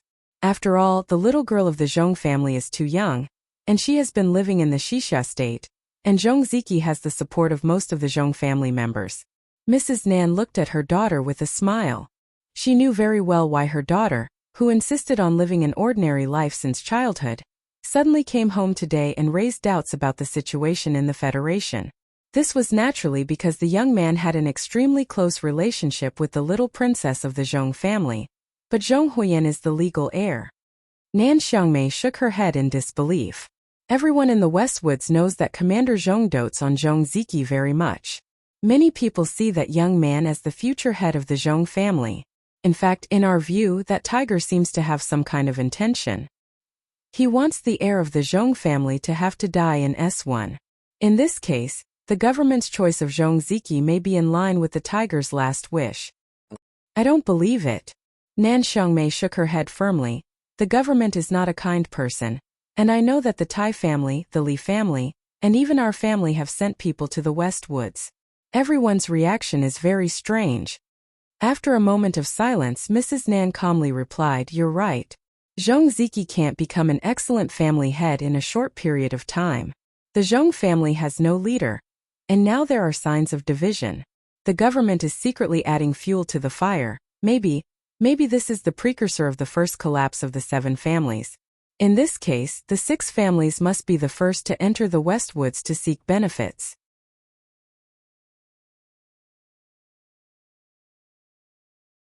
She thought of the similar circles she saw on the pond in the forest garden that day. These days it seemed that the entire Federation, and the land of countless planets, was raining, and the patter made people feel depressed and gloomy. Nan Xiangmei glanced at the phone in her hand and dialed a string of numbers with trembling fingertips. After getting this phone number from Li Xiaotong, she hadn't dialed it even once. Today was the first time, but there was no sound from the other end of the phone. Crystal tears fell from the front of her eyelashes, and more, forming a bead curtain and dripping to the ground. She reached out to wipe them, but more tears poured out from her fingers.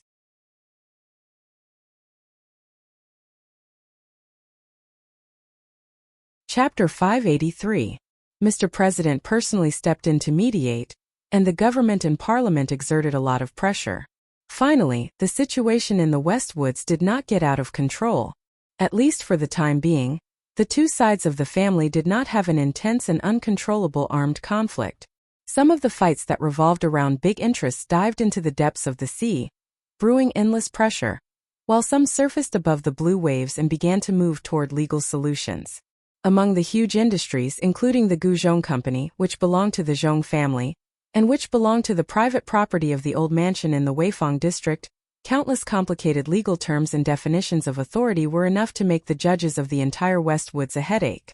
Many people thought that this lawsuit might go all the way to the Supreme Court.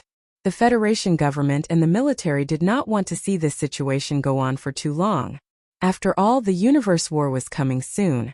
The various forces faintly sent out vague messages, but it was enough for the parties involved to be very clear. These messages were not good news for the little girl in the old mansion in the Weifang district. The government hoped that the chaos in the Westwoods would end as soon as possible. The military hoped that after the civil issues were resolved, they could immediately deal with the jurisdiction of the troops in the Westwoods. The 6 families hidden in the shadows watched indifferently and waited for the aftermath of the Zhong family's split. The few most powerful forces in the entire Federation pushed the situation to develop in a certain direction for different reasons.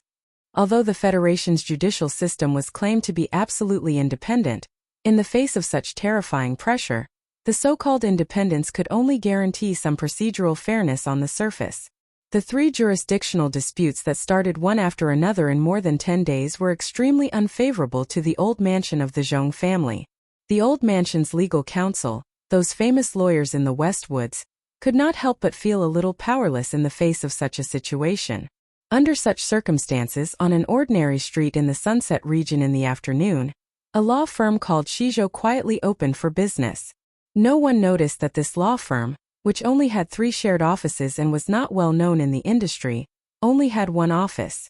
No one knew that the first business the Shizhou law firm sought after its opening was to come to the old mansion of the Zhong family in the Weifang district.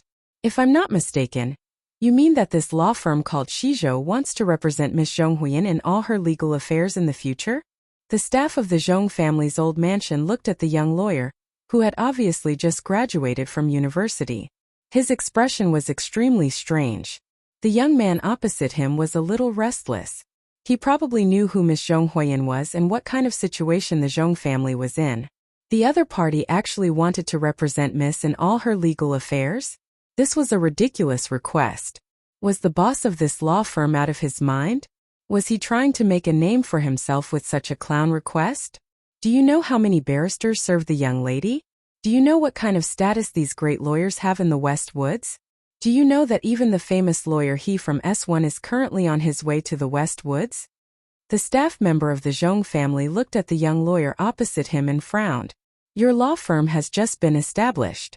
What gives you the confidence to let us choose you over these famous lawyers? The young lawyer rubbed his hands nervously and explained in a trembling voice, I know. Seems to be impossible to explain. It's just that the partner of the law firm asked us to get this business. He suddenly thought of something and hurriedly took out a plant fiber business card from the inside of his clothes. He respectfully handed it over and said, We are a small law firm. The boss has no intention of recruiting partners for the time being. The staff member of the Zhong family took the expensive business card and looked at the name on it. He frowned slightly and turned to leave. In less than a minute, the staff member hurriedly came back and looked at the young lawyer in disbelief. He said, Colonel Tian said that he hopes to meet with the boss of your law firm as soon as possible. As for the matter you just mentioned, from today onwards, all the legal affairs of the old mansion will be handed over to the Shizhou law firm. Taizion stood in the narrow office of the law firm and looked at the traffic outside the window. There was a smile on his thin and slightly pale face. A month ago, he came to the West Woods and quietly watched the tragedies, comedies and clowns, but he didn't make a sound. According to the life plan that his mother had suggested and the self-awareness that he had cultivated since he was very young, he should have stayed in the army at this time to seek military exploits in the war against the Imperium in the future. Then, he should have joined the grassroots to accumulate experience and finally officially entered the political world. He should have chosen an important and symbolic state and become a member of that state. He should not have opened a small law firm in the quiet civilian district of the Sunset State as he was now. He didn't give up the first step of his life plan, to become the youngest president of the Federation in history. He just went against his mother's wishes and chose another path that might be more difficult to take. He admitted that he was indeed influenced by the life experience of the president to become a successful lawyer, and then enter the political world. In order to become a successful lawyer, one would need to fight a significant lawsuit. Throughout the entire Federation, was there any lawsuit that was more important than the lawsuit of the Silin-Zhong family in the past few decades? Winning or losing this case didn't depend on the case. The sudden appearance of the Shizhou law firm was undoubtedly a strong warning to the Federation government, to the other forces of the Zhong family, and to the other families, because it seemed to represent the attitude of Macho Back Mountain. In fact, this was the first time that Taizion was independent of Macho Back Mountain and made his voice heard to the entire Federation. He completely went against the decision of his mother. Taizion looked out of the window and smiled but didn't say anything. Perhaps no one in the universe could defeat his mother, but he wasn't worried about anything. He was the only son in the family for 7 generations. His mother couldn't watch him waste his life out of anger. In this battle between mother and son, the son would always win. Of course, in order to gain the understanding of his mother and the full support of his family, he also made a great compromise. The date of the engagement was finally set for the autumn of the year after next year. He was still the clear-headed, calm, and naturally proud prince, but he suddenly changed his life plan and made such an important decision. Even he himself didn't know if it was some kind of inexplicable sense of responsibility that emerged from the depths of his heart, some kind of desire to complete what he wanted to do for his dead friend, or just he wanted to experience the feeling of living like that guy. Taizion looked up at the sky and sighed softly. He said softly in his heart, You finally became a damned hero. But do you know how many people in the Federation are mocking your stupidity, your vain individualism, and even angrily accusing you of taking revenge for no reason? I really don't understand why these people are angry. Have they never found out that you are mentally ill? Taizian coughed softly, took out a bottle of medicine and swallowed it.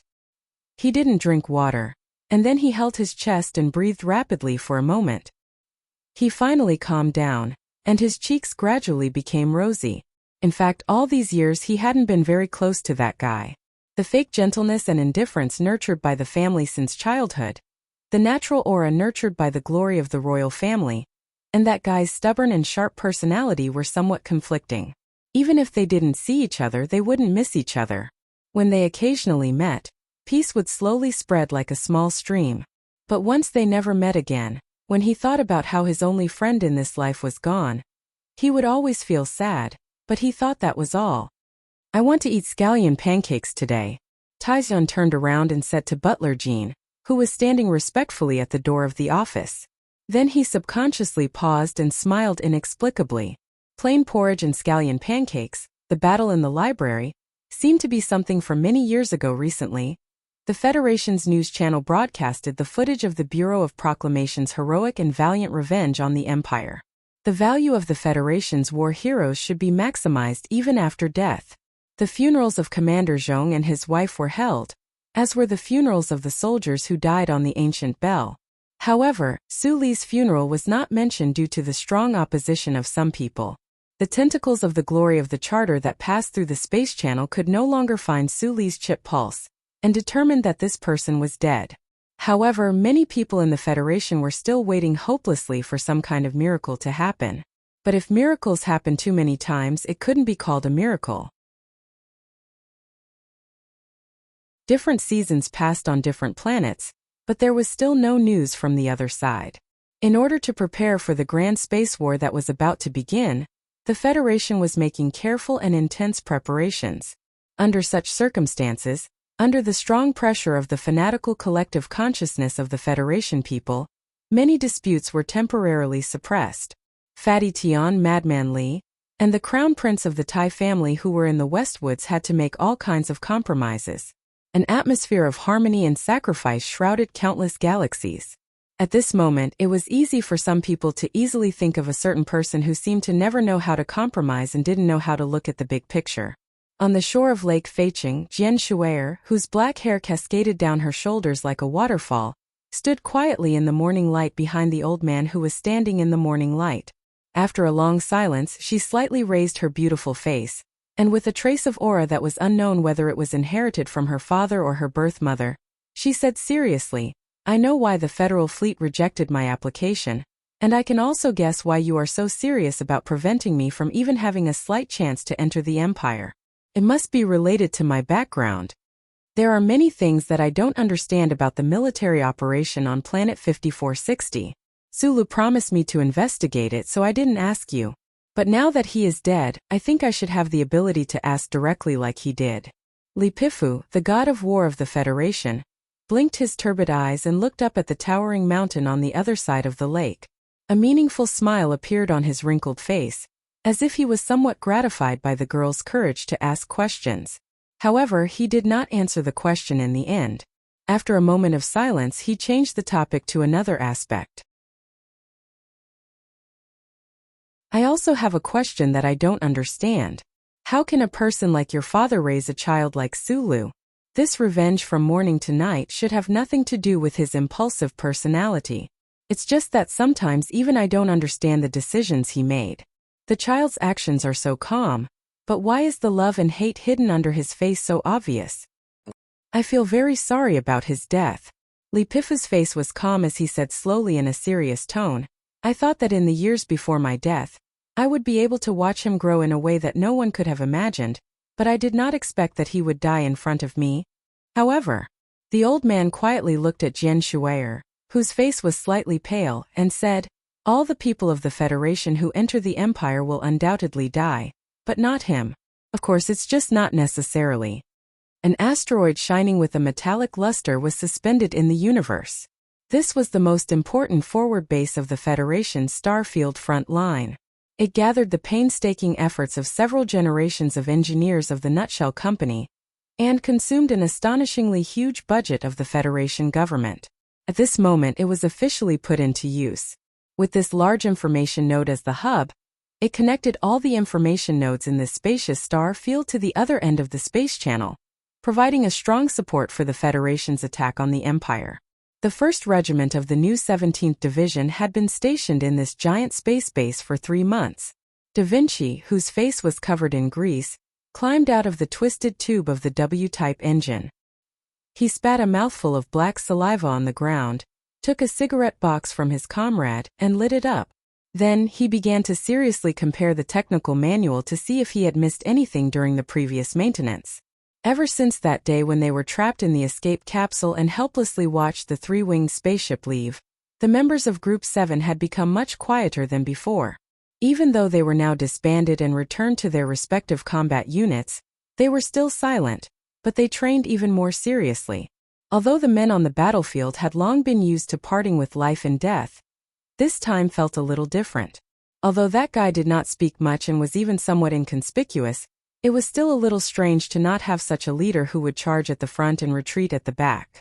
Da Vinci suddenly saw Bai Yulan's figure from the corner of his eyes. He immediately stood up and gave a standard military salute, then respectfully took out a cigarette and handed it over. Bai Yulan shook his head, and the black hair in front of his forehead suddenly swayed. His voice was a little cold. Quit smoking. For this outstanding military assassin, quitting smoking and relapsing had a kind of self-hypnotizing symbolic meaning. Since that guy had died irresponsibly, the number 37 brand cigarettes seemed to have become tasteless. Bai Yulan did not turn his head as he spoke. His left foot habitually retracted back as usual, and his head was slightly lowered. Under the cover of his black hair, his eyes were as sharp as knives as he stared at a certain spot. Over there, Shang Qiu was leading the staff of the Nutshell Engineering Department to carry out a complicated data calculation. This beautiful genius female engineer did not seem to have changed much from before. Her expression was calm, but her cheeks were a little thinner, which made her look even more delicate. These days Shang Qiu was working non-stop. Other than that, there was nothing else. Under the long stone steps of Parliament Hill, the vice-chairman of the Green Dragon Mountain Committee, who had just finished a press conference and expressed his full support for the government's invasion of the Empire, hurriedly left under the protection of the Special Task Force agents of the Federation.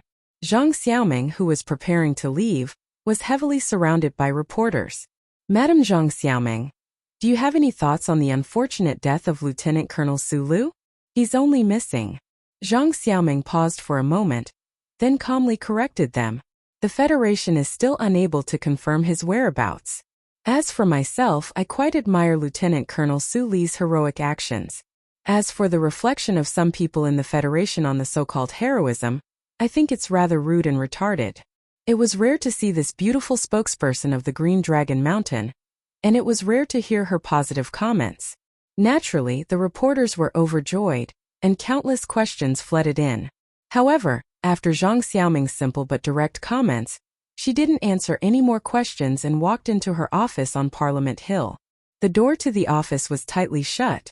Zhang Xiaoming sat quietly in the large chair. Her black-rimmed glasses were placed on the table. For a long time she did not make a single sound or movement. Her body gradually loosened up, like a person who had worked hard for many days. Suddenly, she could no longer suppress the deep sense of fatigue in the depths of her body. This boring and hypocritical woman. In the Linyuan suburb of the capital's special district, a young man and a young woman sat across the table from each other. They watched the scene in front of Parliament Hill that had just been broadcasted on the TV screen, and at the same time made the same disdainful comments. Then the two of them were stunned at the same time. Shi Qinghai's charming peach blossom eyes flashed with a trace of luster. Under the accompaniment of the violin outside the restaurant, he said to the woman across the table, "You see, after all, we can still find many things in common. Don't you really want to consider it? Or we can try to have some more intimate contact and find the feelings of youth. Although I'm already a mother, I've never felt that I'm old." Zhou Yu looked at him coldly and said, What disgusts me is that you're still in the mood to chase a woman when we don't know whether that guy is dead or alive. Is the friendship between you men as disgusting as the friendship between those rich young ladies? After saying this, she lowered her head and earnestly fed the delicate food into the little boy's mouth. Today Zoe wore a red loose-flowing cloud dress. The smooth skin of her back revealed a large part of her beauty. As usual, there was a bright red flower in her hair, but it didn't look tacky at all. Shi Qinghai glanced at the little boy across the table who was as beautiful as a porcelain doll.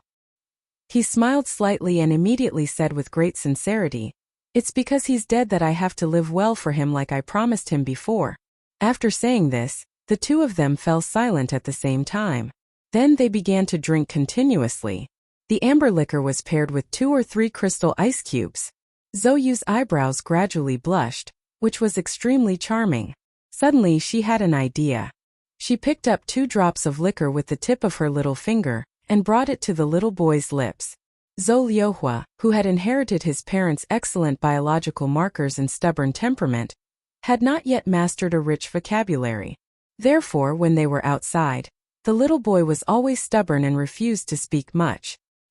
He curiously looked at the tip of his mother's finger that was brought to his lips and carefully stuck out his tongue to lick it. Zoe felt a little ticklish, but her heart was filled with warmth. She smiled happily as she thought of the time when she was drunk in the nightclub. She used her cold appearance to hide her loneliness and unwillingness. Once again, she confirmed that giving birth to this little boy was the best thing she had done in her life. What are you doing?" Shi Qinghai reprimanded somewhat angrily. "So you didn't pay attention to him at all." She just kept teasing her cute son who was frowning because of the spiciness, but refused to cry. Shi Qinghai couldn't help but feel a little bored.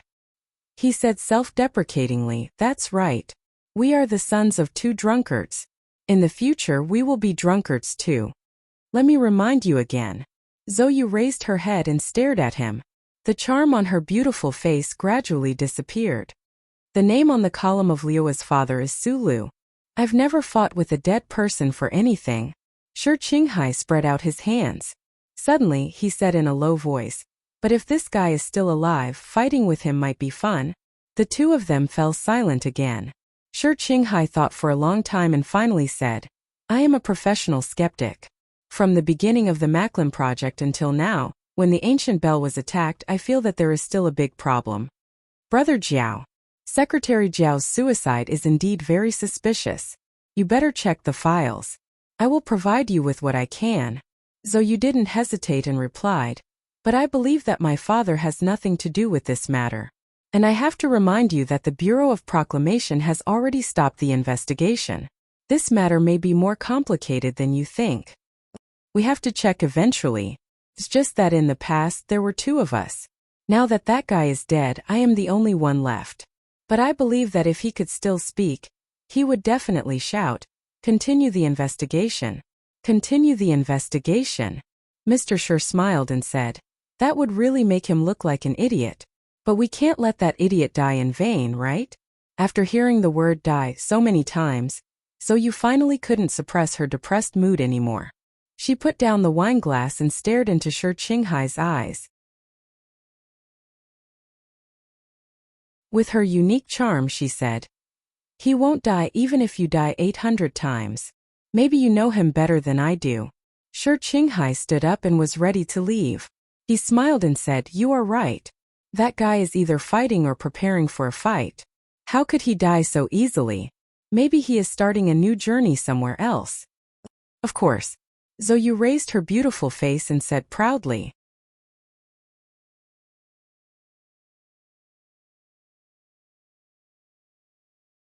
Chapter 584.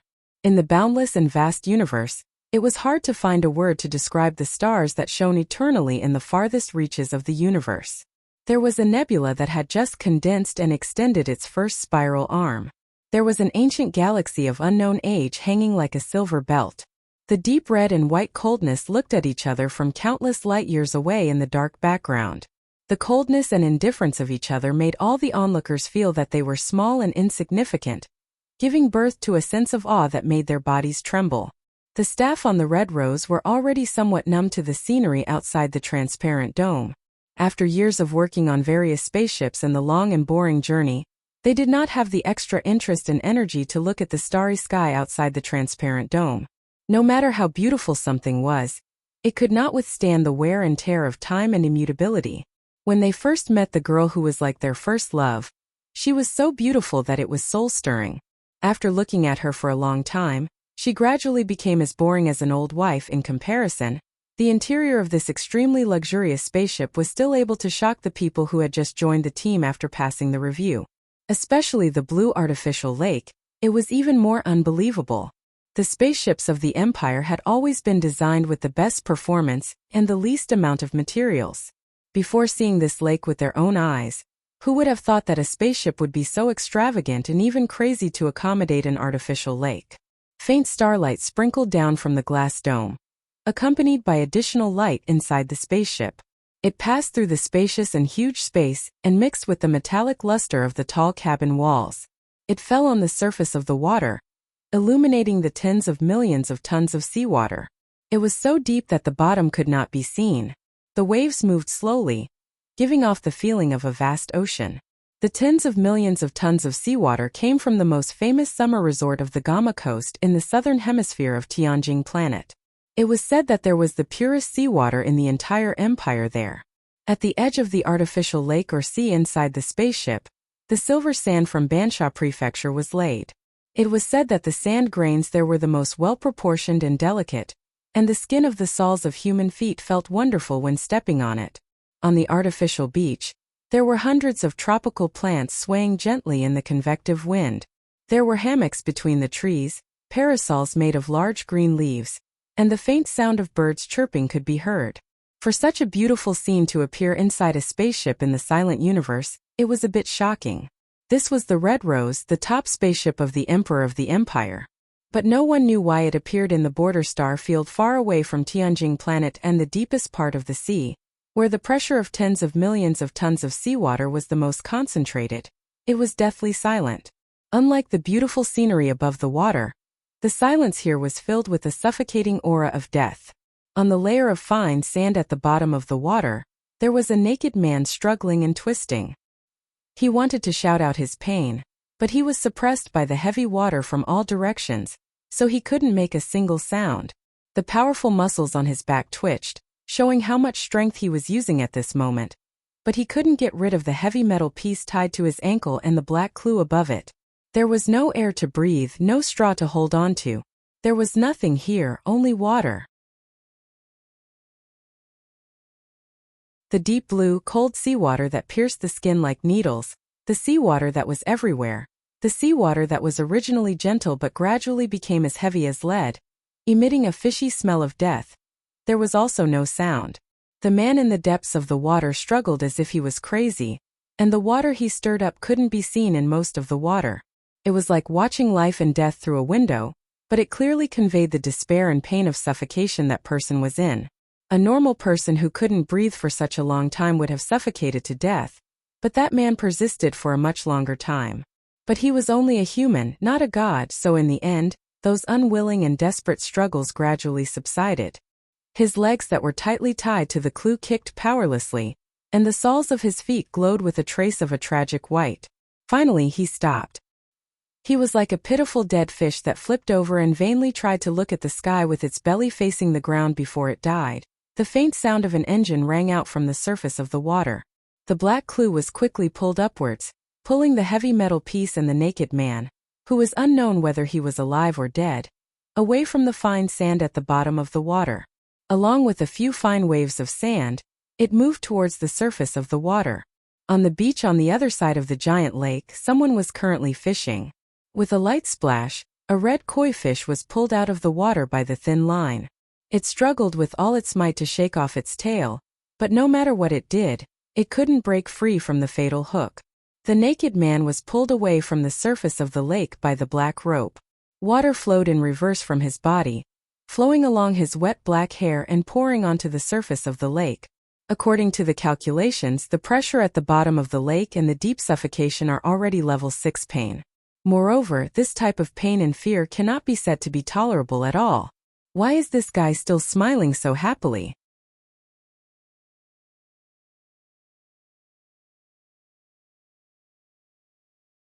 Then it suddenly released, stirring up a cluster of waves, and sank again. It was getting deeper and deeper. He slowly opened his eyes. The skin at the corner of his eyes had already festered due to being soaked in the salty water, but his eyes were still bright and clean. Looking at the water that was getting darker and darker, looking at the approaching fine sand at the bottom of the water, listening to the slight sound of water in his ears, and feeling the tingling pressure from his eardrums. 1 minute, 2 minutes, 3 minutes, 1, 2. It should be earlier than last time. 13. It's time. He counted silently in his heart, and then his facial features began to twist in pain. He began to struggle again, unwilling and desperate. Opening his mouth wide, he tried to breathe the air that he could never breathe. Feeling the double torture of suffocation and silence, his lungs were burning. A string of pearl-like bubbles poured out from his lips, fleeing toward the surface of the water in panic. Falling into unconsciousness again. The man's body was stuck to the fine sand at the bottom of the water. Because of the struggle before falling into unconsciousness, the upper half of his body had sunk to the bottom of the thin layer of sand. The artificial lake formed by tens of millions of tons of seawater went straight to the bottom of the spaceship. Below the fine sand at the bottom of the lake was a transparent material cabin wall of the Red Rose spaceship. On the other side of the cabin wall, there was naturally an endless, boundless, and quiet space.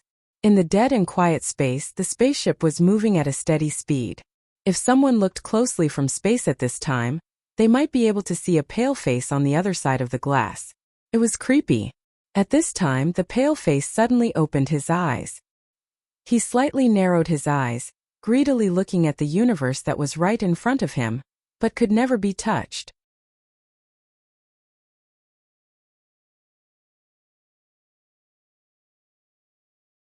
Chapter 585. The first time he sank to the bottom, the second time he sank to the bottom, the third time. Sulu could no longer count how many times this process had been repeated.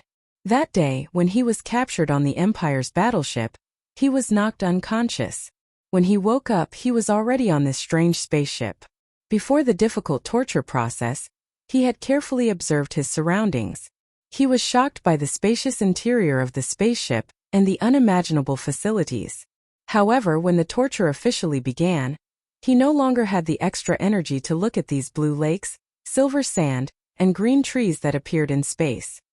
He was forced to devote all of his physical strength, spirit, and willpower to the process of resisting the water. He had known before that when any ordinary thing exceeded a certain limit in front of a creature, it would always cause a great impact on the creature's nerves. For example, some visual effects were extremely disgusting. However, he had never thought that the weak water that could not be separated from at any time, silently pressing in from all directions, could make people feel such fear. The thin line between death and the cold feeling of being in a silent dead zone was something that no one would want to experience a second time.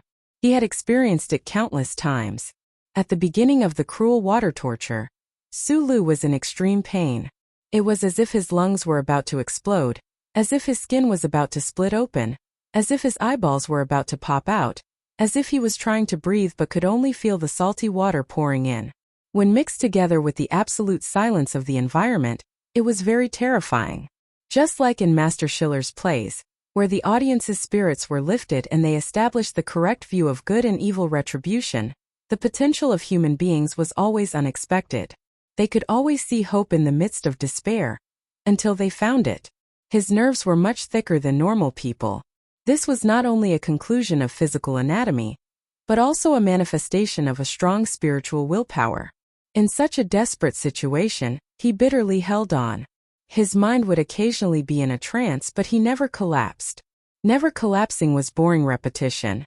This kind of repetition made people numb. Before the catastrophe, there was an ancient torture called death by 1,000 cuts.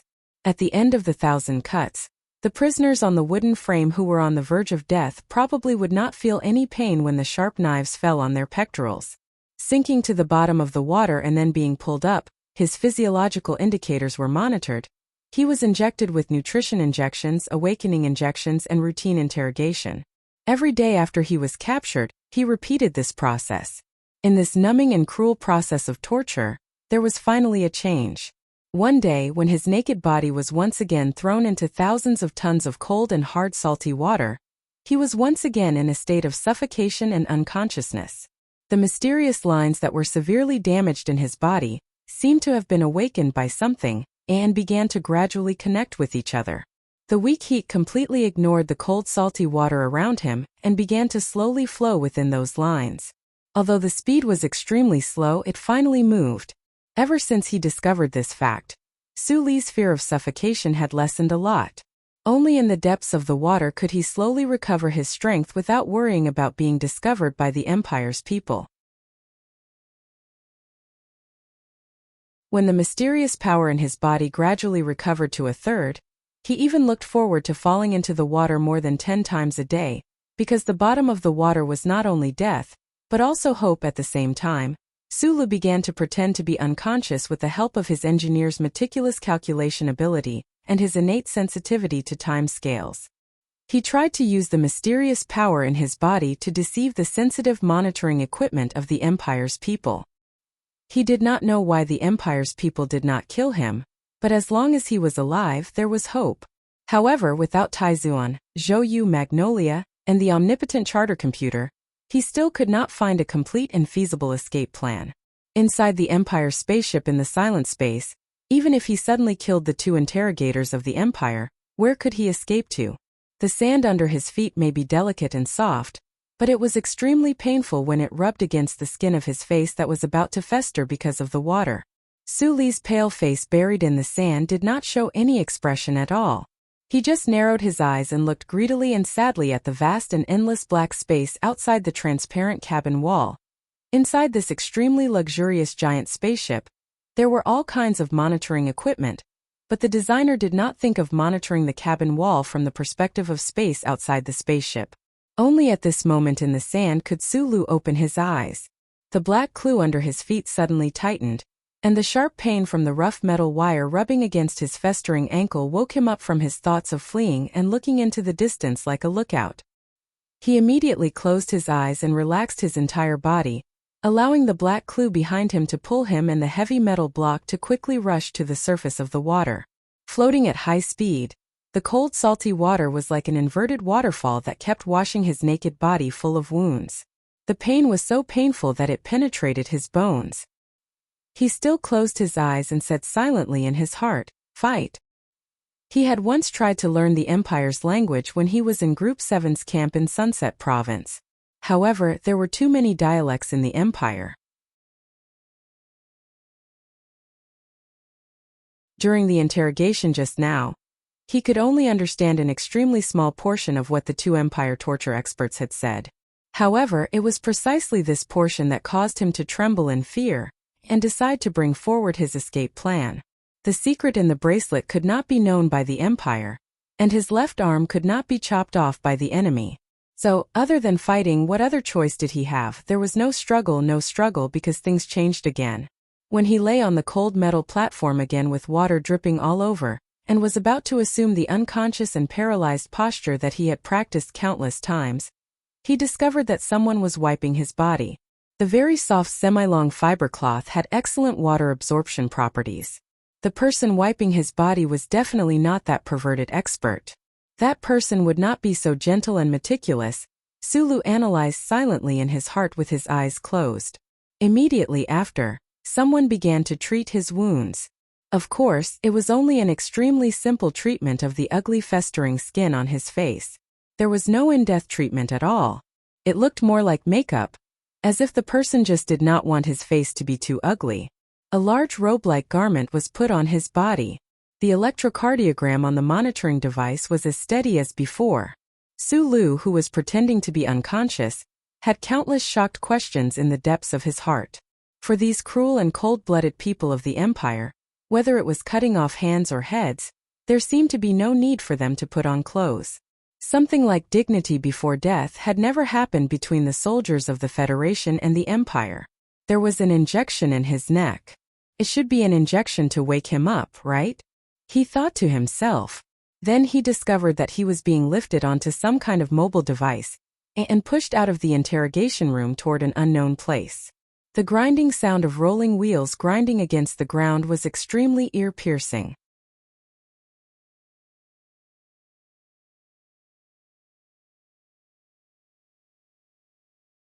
Chapter 586. In the quiet room, Su closed his eyes and pretended to be unconscious. He tried to figure out which part of the spaceship he was in, but it was all in vain. No one from the Empire had appeared for a long time, so the effect of the awakening injection should have taken effect, but he still didn't open his eyes because he didn't know if there was any monitoring equipment on him, and also because he didn't know how to act when he woke up. But at this time the disguise had become a disguise that everyone knew. Soft and steady footsteps sounded, and someone walked to his bedside. Feeling a warm finger pressing on his wrist, Su became vigilant. The relaxed muscles on his body slowly gathered strength, but the double fiber cells of his muscles were still in a relaxed state. At this time, a strange power gushed out from the finger and rushed to his wrist along the skin that was in contact with the finger. No matter if it was the Federation or the Empire, if ordinary people were to face this moment, they would definitely be confused and feel a sense of mystery. How could the human body produce something like electricity? But Su was no stranger to this feeling. Many years ago, after practicing the 10 postures with the uncle, this similar power cycled back and forth in his body. It was just that the burning power in his body was gentle, and once it burst out it was like a knife. But at this time, the power that was gushing out from the finger of the person beside his bed was violent and tyrannical to the extreme. After entering his wrist, it began to invade his surroundings. Suli's willpower was extremely strong, and his ability to withstand pain was abnormally strong, but in the face of this power, he couldn't help but groan in pain. The power spat out by the finger on his wrist suddenly exploded. It was as if it had turned into countless scalding hot knives, wantonly cutting the mysterious power channels in his body. A kind of bloody feeling in his mind, a kind of unbearable feeling of the tender flesh inside his body being torn apart, made the hair on his arm stand on end. If this power was allowed to invade and cut, perhaps the mysterious lines that he had been practicing for many years, but didn't know the reason why, would break inch by inch in the next moment. Su didn't have much knowledge in this area, but that kind of hair-raising sense of crisis made him subconsciously urge the muscles beside his vertebrae to twitch abruptly. A scorching power suddenly burst out and passed through his body at high speed, along his arm all the way to his wrist, colliding with the power of the finger that had pierced into his body. The scorching torrent that had been accumulating for many days was only a trickle when it started from the back of his waist. However, when it reached his arm, it was already a vast river. When it reached his wrist, his power had turned into a giant beast formed from the icy cold seawater. It roared and bit down fiercely. The room was still quiet, but there was a gust of wind. The bedsheets were swept up with a whistling sound and shattered into pieces. However, on the extremely small area of skin between the finger and the wrist, a scorched black color suddenly appeared. As if a tiny star was being reborn there, that terrifying finger was bounced a few centimeters away from the power of the collision. The owner of the finger let out a light hum, revealing a hint of surprise that he had long expected to suddenly encounter this situation. However, that finger pressed down even faster. The wrist, the middle of the forearm, the elbow, the upper arm, the armpit, the chin, and all the way to the head.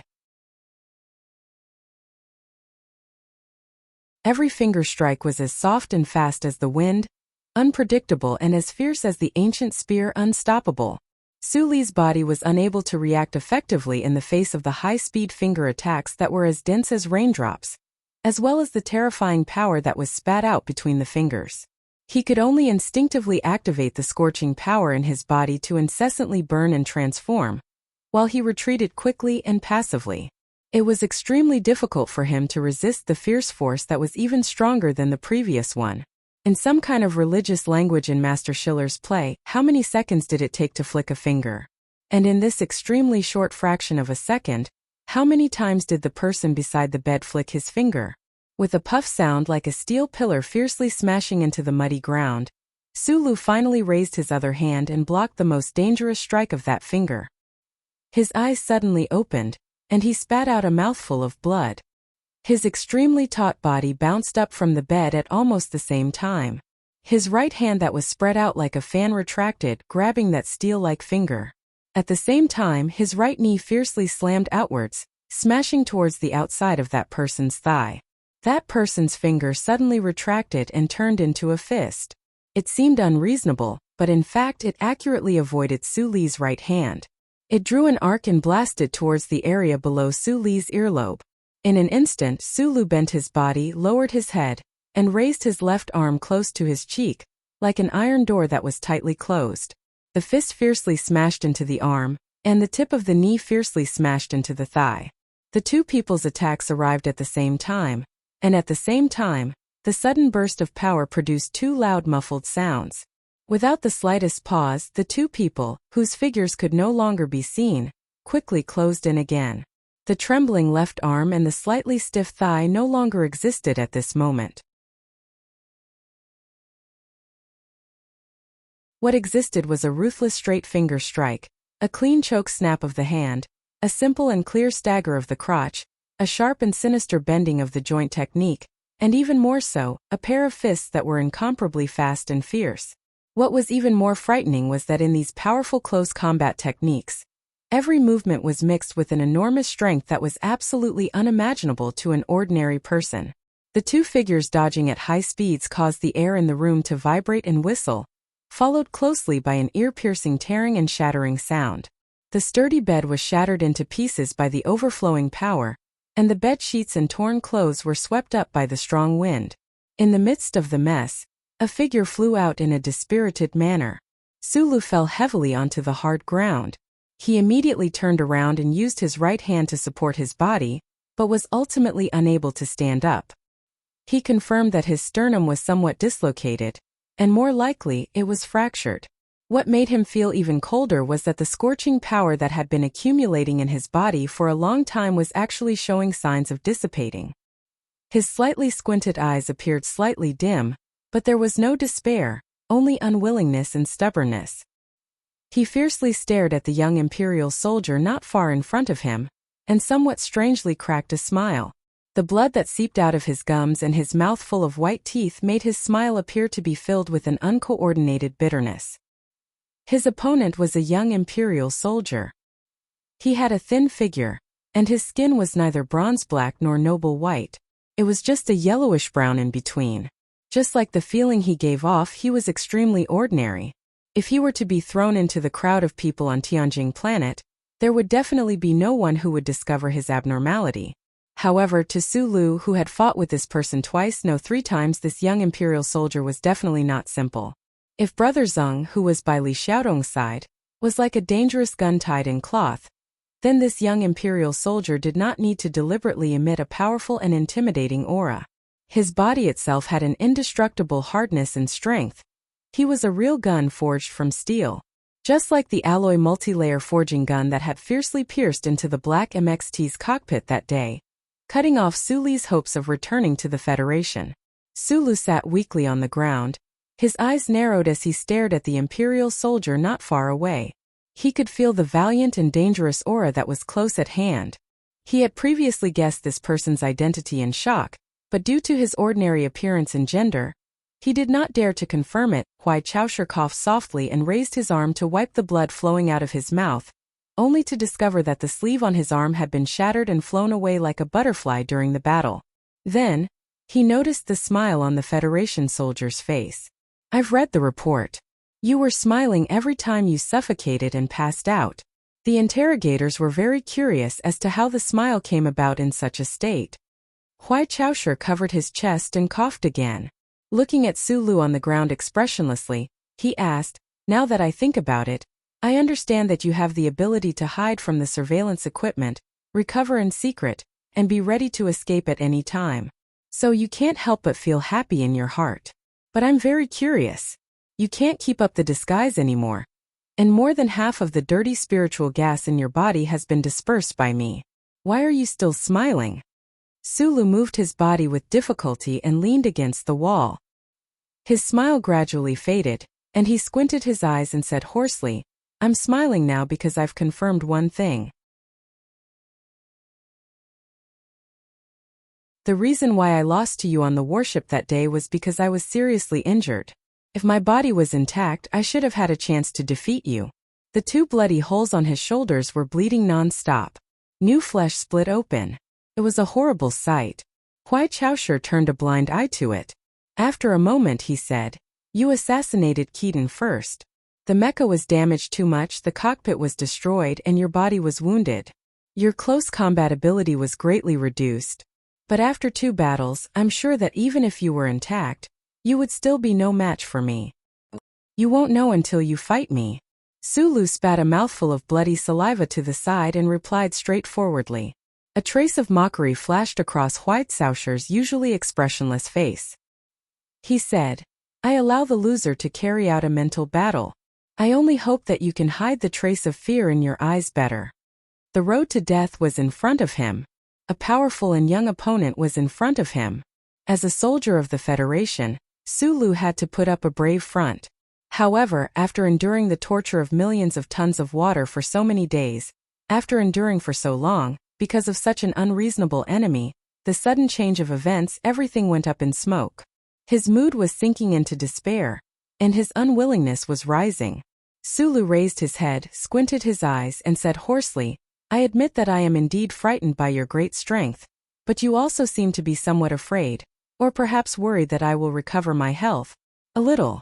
You, a member of the Federation, seem to have the tenacious vitality of beetles. Wuxia said expressionlessly, that is why I am thinking of a method to destroy that laughable desire to live of yours, or perhaps destroy the foundation of this desire. This body of yours is not bad. After saying this, he picked up a metal chair that could barely be considered intact in the room and walked in front of Sulu.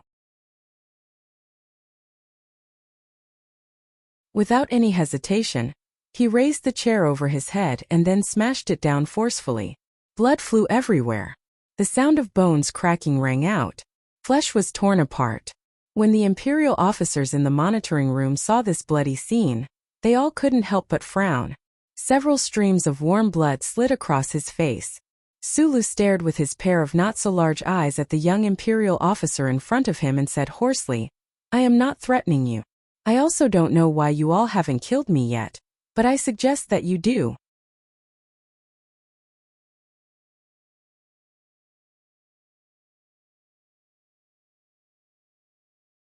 Chapter 587. Not a threat. In reality, it was still a threat. It had been many years since anyone dared to speak to Wuxia like this. He narrowed his eyes and looked at the Federation soldier in the pool of blood at his feet. His lips curled up into a smile. This person could endure torture for many days without uttering a single word. He was as silent and stubborn as a hot rock. Now he began to speak harshly. Was it because he was slapped in the face? What an interesting guy. Wuxia took a step forward and raised his right foot to kick down. His military boot kicked Sulu in the stomach, making him curl up in pain like a drunk river shrimp. Wuxia didn't have a special love or hate for this Federation officer in front of him. Since he was very young, he didn't like this boorish and obscene guy, but because of the needs of the royal family's rule, his father needed Keaton to live. Now that Keaton was dead, he was even happier. As for the person who killed Keaton, he naturally didn't hate him too much. But the other party was from the Federation, so he could only live in pain or die in humiliation. The door of the room slid open silently. The Empire's experts and soldiers rushed in and quickly took Sulu away from the scene. They cleaned up the messy room as quickly as possible. Wuxia sprayed his favorite light orange air freshener around. Then he sat by the window in silence for a moment and connected to planet Tianjing. Great Master, is there any news from Fan Manor? He asked expressionlessly into the communication device. The Empire's Royal Intelligence Agency officer on the other end of the communication device replied with a trembling voice, We brought His Majesty's electronic seal there. Great Master Fan Manor finally opened 3 doors, but we really couldn't find the name list. The officer paused and said respectfully, Your Highness Su Meng, regarding the last name list, His Majesty has been ordering the Royal Intelligence Agency to try to recover it all these years, but we haven't been able to find any clues. The name list copied in Great Master Fan Manor is also incomplete. I know. Wuxia lowered her gaze and looked at the royal hibiscus flower symbol on the communication device. She said coldly, I won't blame you for not being able to find it after so many years. However, Her Majesty is also very concerned about this matter. Therefore, I hope that you can make some progress. Even if it's incomplete, it would be good if you can recover some keywords. The senior officers of the Royal Intelligence Agency nodded repeatedly and promised that they would continue to investigate and work hard. After the call ended, Hui Chaoshi sat in the room filled with the faint smell of orange and fell into silence again. Leaving Sulu alive for the time being was not only because of the Empire's political needs, but also because the Empire's military wanted to obtain more information from him. However, what he was more interested in was Sulu himself. The 8 rice true qi cultivated by the remnants of the Lees of Philadelphia was a great humiliation to the entire empire, especially to the high and mighty imperial family. Therefore, even if Sulu was going to be cruelly executed, the imperial family still wanted to destroy the true qi in his body while he was still alive. It could be considered as another form of recovery. Previously, he had personally destroyed the true qi in Sulu's body. At the same time, he had confirmed that this person was indeed one of the remnants of the Lees of Philadelphia, and walked the path of the Xiantian realm. However, the Royal Intelligence Agency and the military confirmed that this person was not Li Pifu's illegitimate son. Then, how did he manage to cultivate the 8 rice true qi of the Xiantian realm? Based on certain considerations, he had already asked for instructions from the Tianjing Imperial Palace and was forced to alert Great Master Fan Manor, who had been in seclusion for decades. However, there was still no clear answer. A small probability event was equivalent to an impossible event.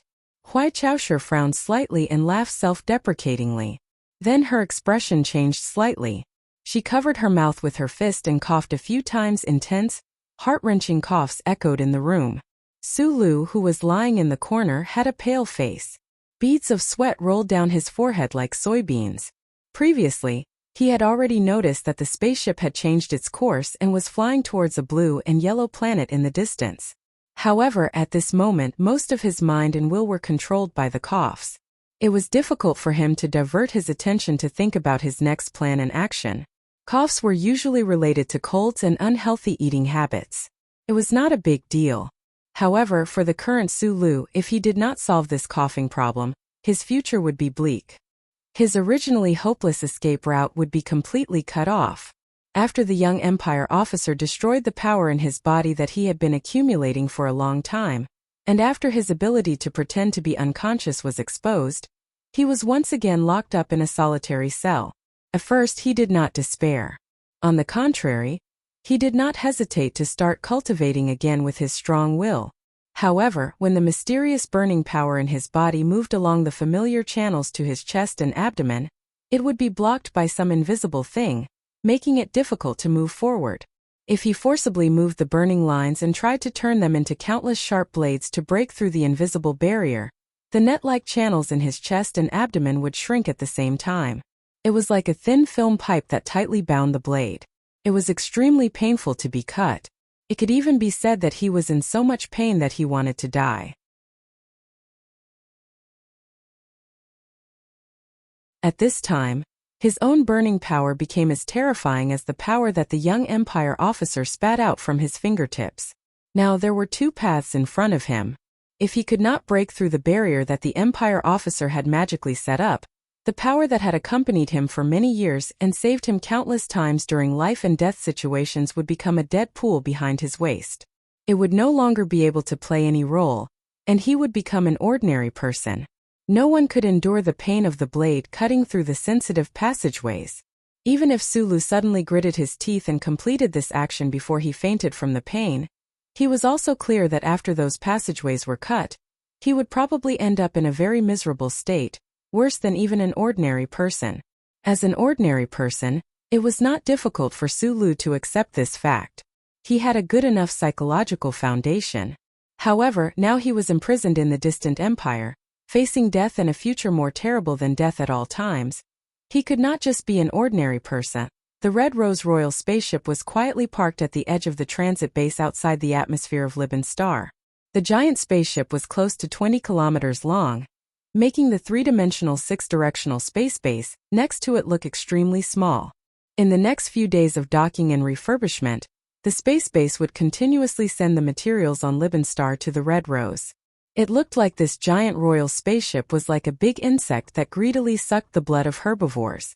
The fleet of Libin Star took off one after another, lining up in the vast universe outside the atmosphere, escorting the 3 light battleships that flew out from the Red Rose Royal spaceship and flew down.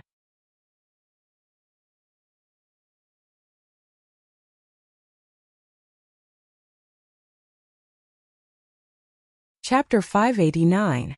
Liban, an unremarkable second-class administrative planet in the vast territory of the Empire, gradually became different due to the 2 edicts from the Tianjing planet a few years ago.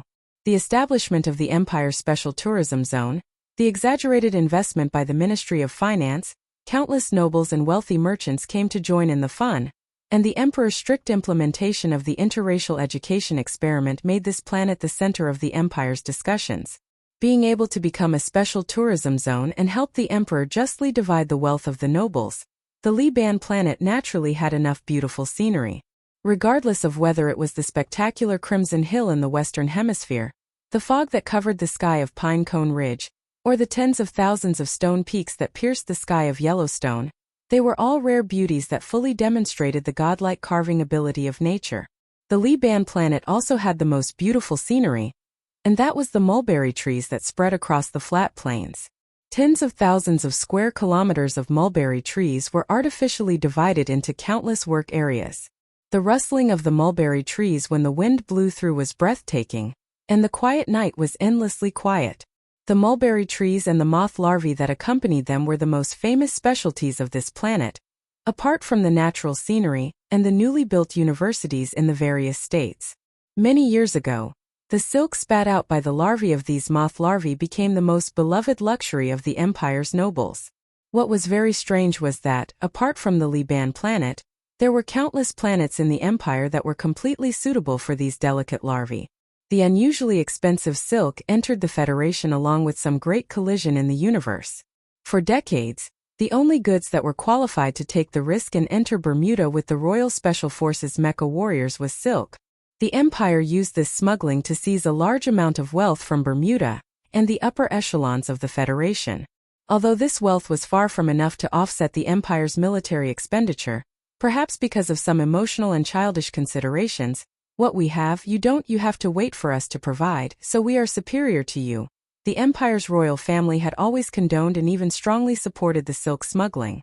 The Federation had tried to win this childish dispute, but the strictest wildlife protection laws and the HTD Bureau officials who liked to wear iron masks in public prevented the Federation from planting mulberry trees and using warm water to cook the white silk balls woven by the larvae.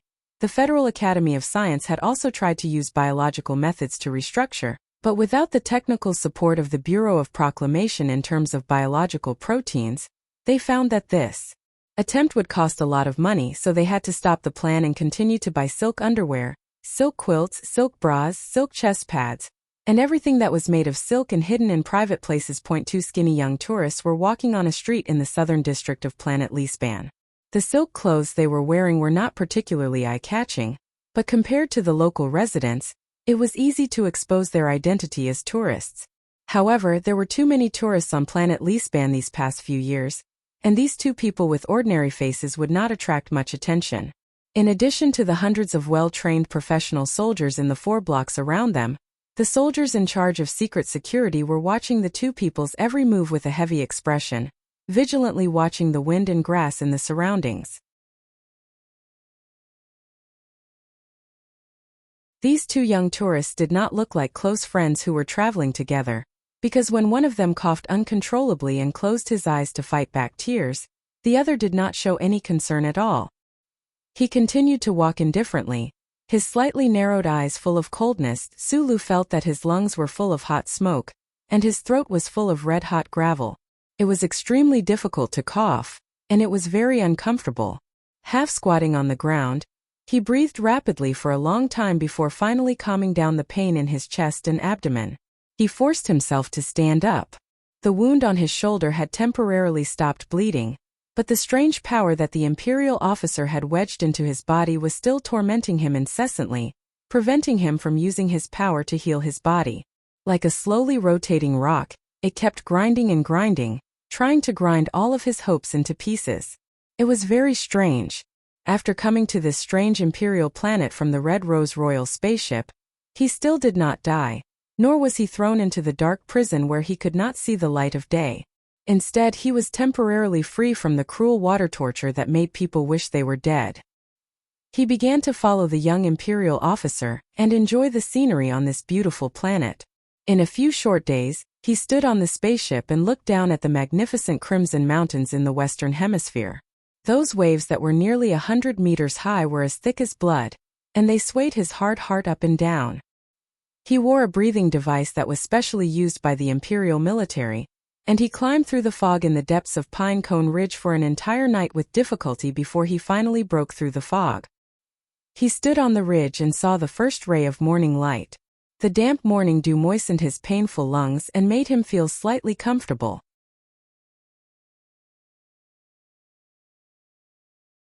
He even tied a small jet device to his back and flew like a natural bird among the indescribably steep stone peaks of Yellowstone. During the Tai dynasty, prisoners would always have a good meal and drink before they died. Now that he was in the empire, although it was also an imperial society, Sulu did not think that these were the benefits before he died. It was too ridiculous. He stroked his chest that seemed to have been cut by a spear tip, shook his head and exhaled. He stood up and looked at the young imperial officer who had already left more than 10 meters away. He stretched out his hands and rubbed his somewhat stiff face until a few traces of indifferent smile appeared on his face. Only then did he chase after him with big strides.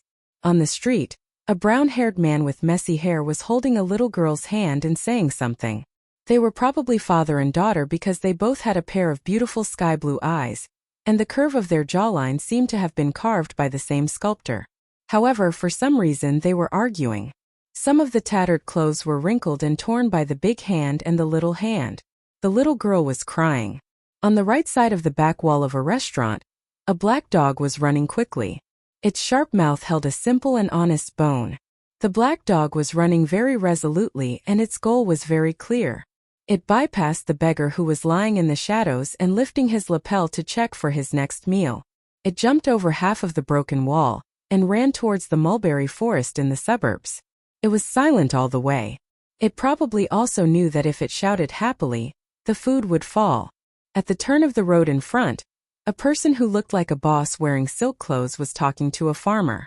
The reason why he was talking to the farmer was because the farmer with a box under his arm was getting lower and lower as he spoke. It seemed like he was about to kneel. Beside the two people, the listless middle-aged man should be a soldier. The tourist further in front was also a soldier. The driver of the carriage that had been following behind them for half an hour was also a soldier. This seemingly peaceful street was filled with their people. Sulu walked behind the young military officer of the empire. He walked silently and observed the surroundings. If he didn't know what the people of the empire were thinking, then he shouldn't think about it anymore. His best ability was to simplify complicated things. He simply thought of himself as a real tourist. It was rare for him to go deep into the territory of the empire. Looking at this strange world, listening to the strange language of the people in the streets and alleys, and looking at the animal-drawn cars that surprised him, he vaguely understood why the uncle said that he was willing to wander in the universe. However, he still couldn't clearly explain this feeling. In front of a vast sea of green mulberry trees, Wuxia stopped and slowly put his hands behind his back like an old man. His cheeks were slightly raised, and he narrowed his eyes and took a deep breath of fresh air. Where his eyes fell, the leaves of the mulberry trees were gently swaying in the wind. It seemed that he could hear the rustling sound with his sight without his ears. Rustle, rustle, rustle. It was the sound of mulberry leaves being blown by the wind, and it was also the sound of silkworms nibbling on them. A gentle smile suddenly appeared on the face of the young man with the noblest status in the empire, which had never changed. He seemed to have thought of some interesting childhood memories. His smile gradually disappeared. Wuxia only allowed the memories to occasionally flood into his mind. Occasionally, he would be moved by the four seasons, but he would immediately return to absolute calmness. Although I really don't understand, I still have to thank you for taking me to see so many beautiful sceneries.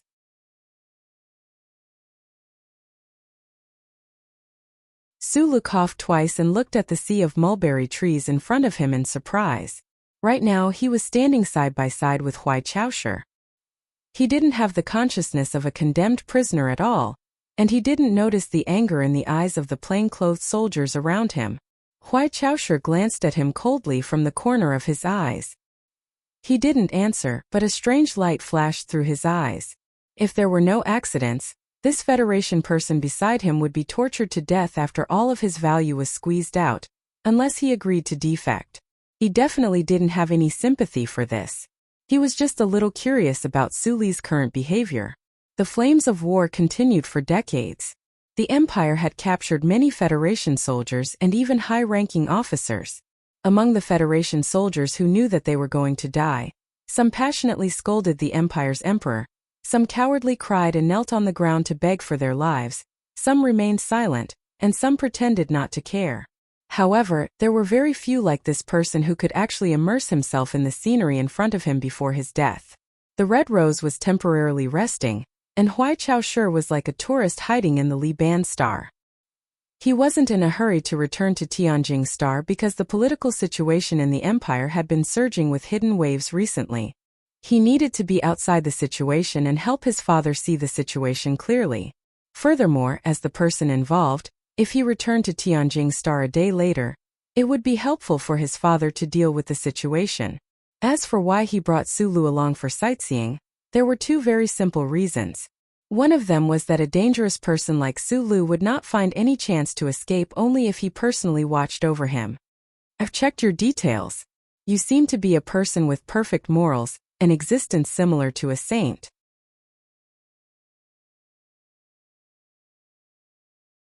Huai Chaoshu said with slight sarcasm, "Don't be in a hurry to reject me. Your government has been building you up according to a saint." Huai Chaoshu slowly took a few steps forward, then turned around on the mound and looked down at him. "I really want to know if you are really a saint. Would you feel ashamed because of the morals in your heart? Would you recognize your sins before you die?" "Sins? I'm not a person with perfect morals. When I was young, I also peeked under the skirts of female police officers. However, when it comes to sins, other than some innocent people that I accidentally killed, I would recognize them. However," Su Lu replied, "this definitely doesn't include people from the Empire." Huai Chaoshu was expressionless and suddenly asked, "What do you think of the Empire's scenery?" "It's very beautiful and spectacular," Su Lu replied honestly. "You tried to invade our country and turned these beautiful scenery into a hell of war. As a Federation soldier, shouldn't you feel guilty?"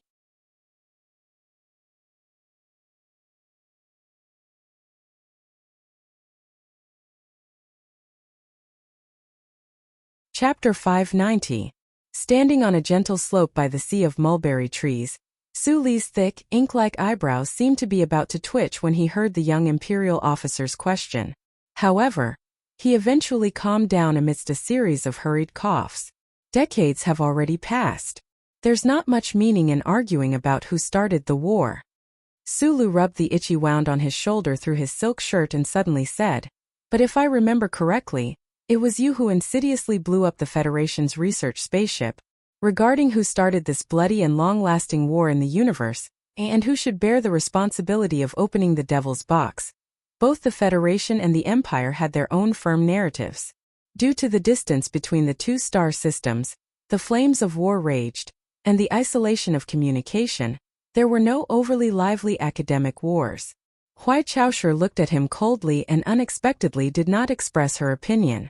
Instead, she walked down the slope with her back to Shanghai and headed into the city. Su Lu looked at the sea of green mulberry trees with some reluctance. Listening to the graceful rustling sounds, he turned around and followed her. Huai Chaoshu then went to a few other places. During this process he remained silent. Su Lu knew the identity of this young imperial officer. Although he had some guesses in his heart, he lacked sufficient evidence. However, he could already guess that this person's status in the Empire was rather high. Therefore, he did not understand why this person wanted to bring him, a prisoner who was destined to die, to continue this absurd sightseeing tour. Could it be that the Empire really wanted a hero created by the Federation to admit to the sins of the Federation in front of the entire universe? This kind of speculation did not make any sense. If Su Lu knew of some of the changes in the Empire's political scene, if this imperial officer was really the legendary figure he had guessed, Perhaps he could understand why the other party was deliberately delaying the date of his return to Tianjin. In the afternoon, 2 skinny young men and over 100 disguised plainclothes soldiers formed a strange visiting team, arriving at Liban Star's Songji State University. According to the special decree of the emperor, Liban Star became the only administrative planet in the empire that implemented indiscriminate education. That is to say, on this planet, no matter if you are a noble or a commoner, or even a serf at the lowest level, as long as your children work hard enough and are outstanding enough, you can get a fair opportunity for education. Even the most outstanding people can get special scholarships provided by the imperial family. This plan was called the Interracial Education Pilot Program. As soon as it was launched, it attracted the angry opposition of the entire noble class of the empire. Every time they thought about how they were the 38th generation heir of a certain glorious family, and had to learn in the same classroom as the son of a certain bumpkin, the nobles of the empire felt that they smelled something fishy and felt that their dignity had been greatly humiliated. As nobles, how could they live with those commoners and even slaves? In this matter, the emperor, who had always appeased the nobles in a gentle way and suppressed the lowly commoners in a bloody way, showed a surprising persistence and strength. Under the strong suppression of the emperor, the nobles of the empire's council of elders looked at the soldiers and the officials of the Imperial Intelligence Agency at the gate, and only then did they swallow their anger and pass the law, confirming Liban Star as the Interracial Education Pilot Program area. Even so, when the son of the first serf walked through the gate of Liban Star's Yellow Mountain Academy with a face full of nervousness and fear, he still needed the protection of the armed soldiers of the empire. On that day, the principal of the Yellow Mountain G Academy resigned in anger. In the following year, the nobles of the Liban Star sent their offspring to other planets. They would rather spend a huge amount of wealth so that their children could receive a pure aristocratic education, rather than endure the abominable actions of the emperor on the Liban Star. For the continuous wealth of their territories, these nobles would certainly not leave Liban Star, but this could not change a certain trend. As more and more commoners entered the new universities, the atmosphere of the planet became more and more active or more dangerous. Of course, these young people, who had become more capable and confident because of their exposure to more knowledge, were incomparably loyal and fanatical to His Majesty, who had bestowed upon them all. In the center of the first floor of the largest building in Sangji State University, hung a huge portrait of His Majesty Huai Fu Chai. Every time a student passed by, they would immediately stop their fierce academic debate and stand at attention with a solemn expression on their faces. Sulu withdrew his gaze from the portrait and listened to the quarrel behind him. He could not help but frown slightly. His empire's language was not good, so he could barely hear that the students seemed to be discussing the control of engine output power. The extent of the discussion was relatively shallow, but he still felt a strong sense of vigilance. It should be known that when he was in the Federation, no one would have thought that in the Empire University, there would be so many commoner students discussing academic issues in a relaxed atmosphere. He had always believed that the Federation's greatest advantage over the Empire was not in terms of economy, but in terms of education, technology, and the most fundamental way of thinking.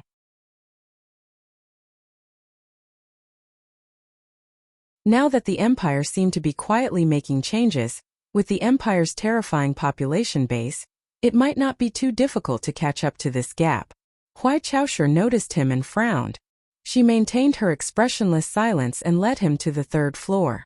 In the conference room at the top of the third floor, there was a history class going on. Hundreds of plainly dressed Empire youths were quietly and eagerly listening to the professor on the podium. The courseware playback equipment, the line-by-line scanning light filter screen, the old-fashioned laser stylus, all of these were somewhat shabby in Suli's eyes. Not to mention the first military academy or Yue University, even compared to the university conditions in his hometown of Donglen, the Empire was far behind.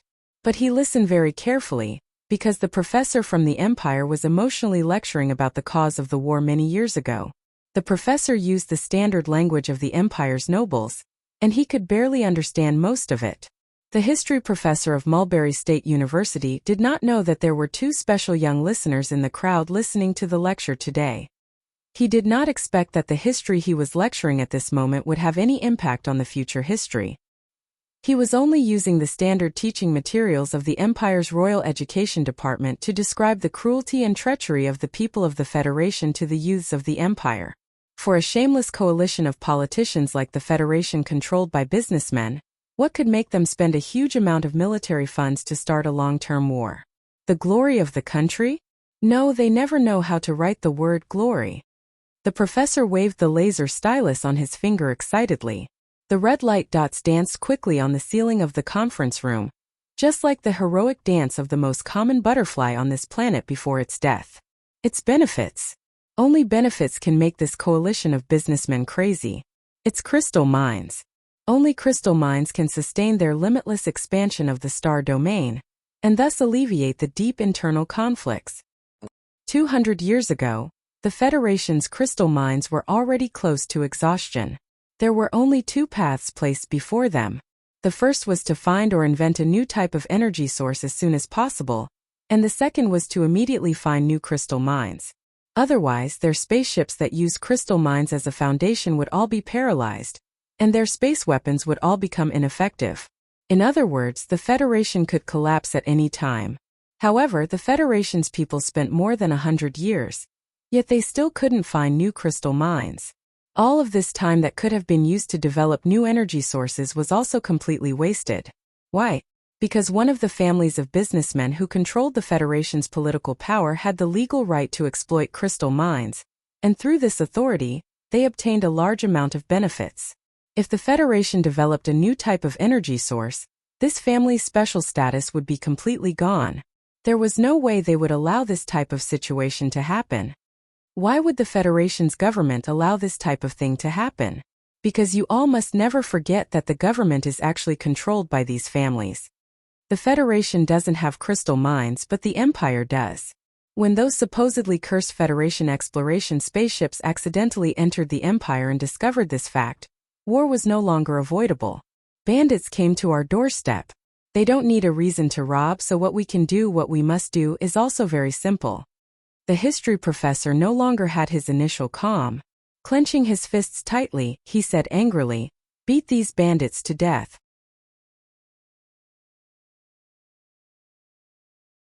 Sulu had no doubt that if his identity as a member of the Federation was discovered, he would definitely be torn to pieces by the several hundred angry Empire students in the conference room in the next moment. Fortunately, his black hair and black eyes were the same as those of the Empire officer beside him.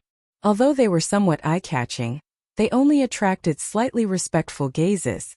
After listening to this history class, Sulu followed the other out of the campus. Outside the door, he was silent for a moment, and then he made a rare request. He asked for a cigarette. Amidst the waves of smoke, he said to the Empire officer, "This is very similar to our history class. In the history books I've read about this period, it says that the Empire's emperor brazenly launched a war in order to alleviate the racial and class conflicts within your country." Silence and cigarettes were good companions for thinking. The reason he was thinking was because Sulu had to admit that this Empire's history class for him was indeed a different angle to look at the origins of the war back then. This was especially the case regarding crystal mines leading to the war. This was the first time he had heard of this. The family that could control the government was naturally the Tai family in the back of the mountain behind Macho. You're tuning into the Li Mei's Wuxia Whispers YouTube channel. We're so grateful for your support, and don't forget to subscribe to join us on this incredible journey through captivating stories. Your generosity through donations truly makes a world of difference, as it's the primary source of revenue that allows me to expand and enhance this channel for you. Thank you from the bottom of my heart for being a part of this adventure.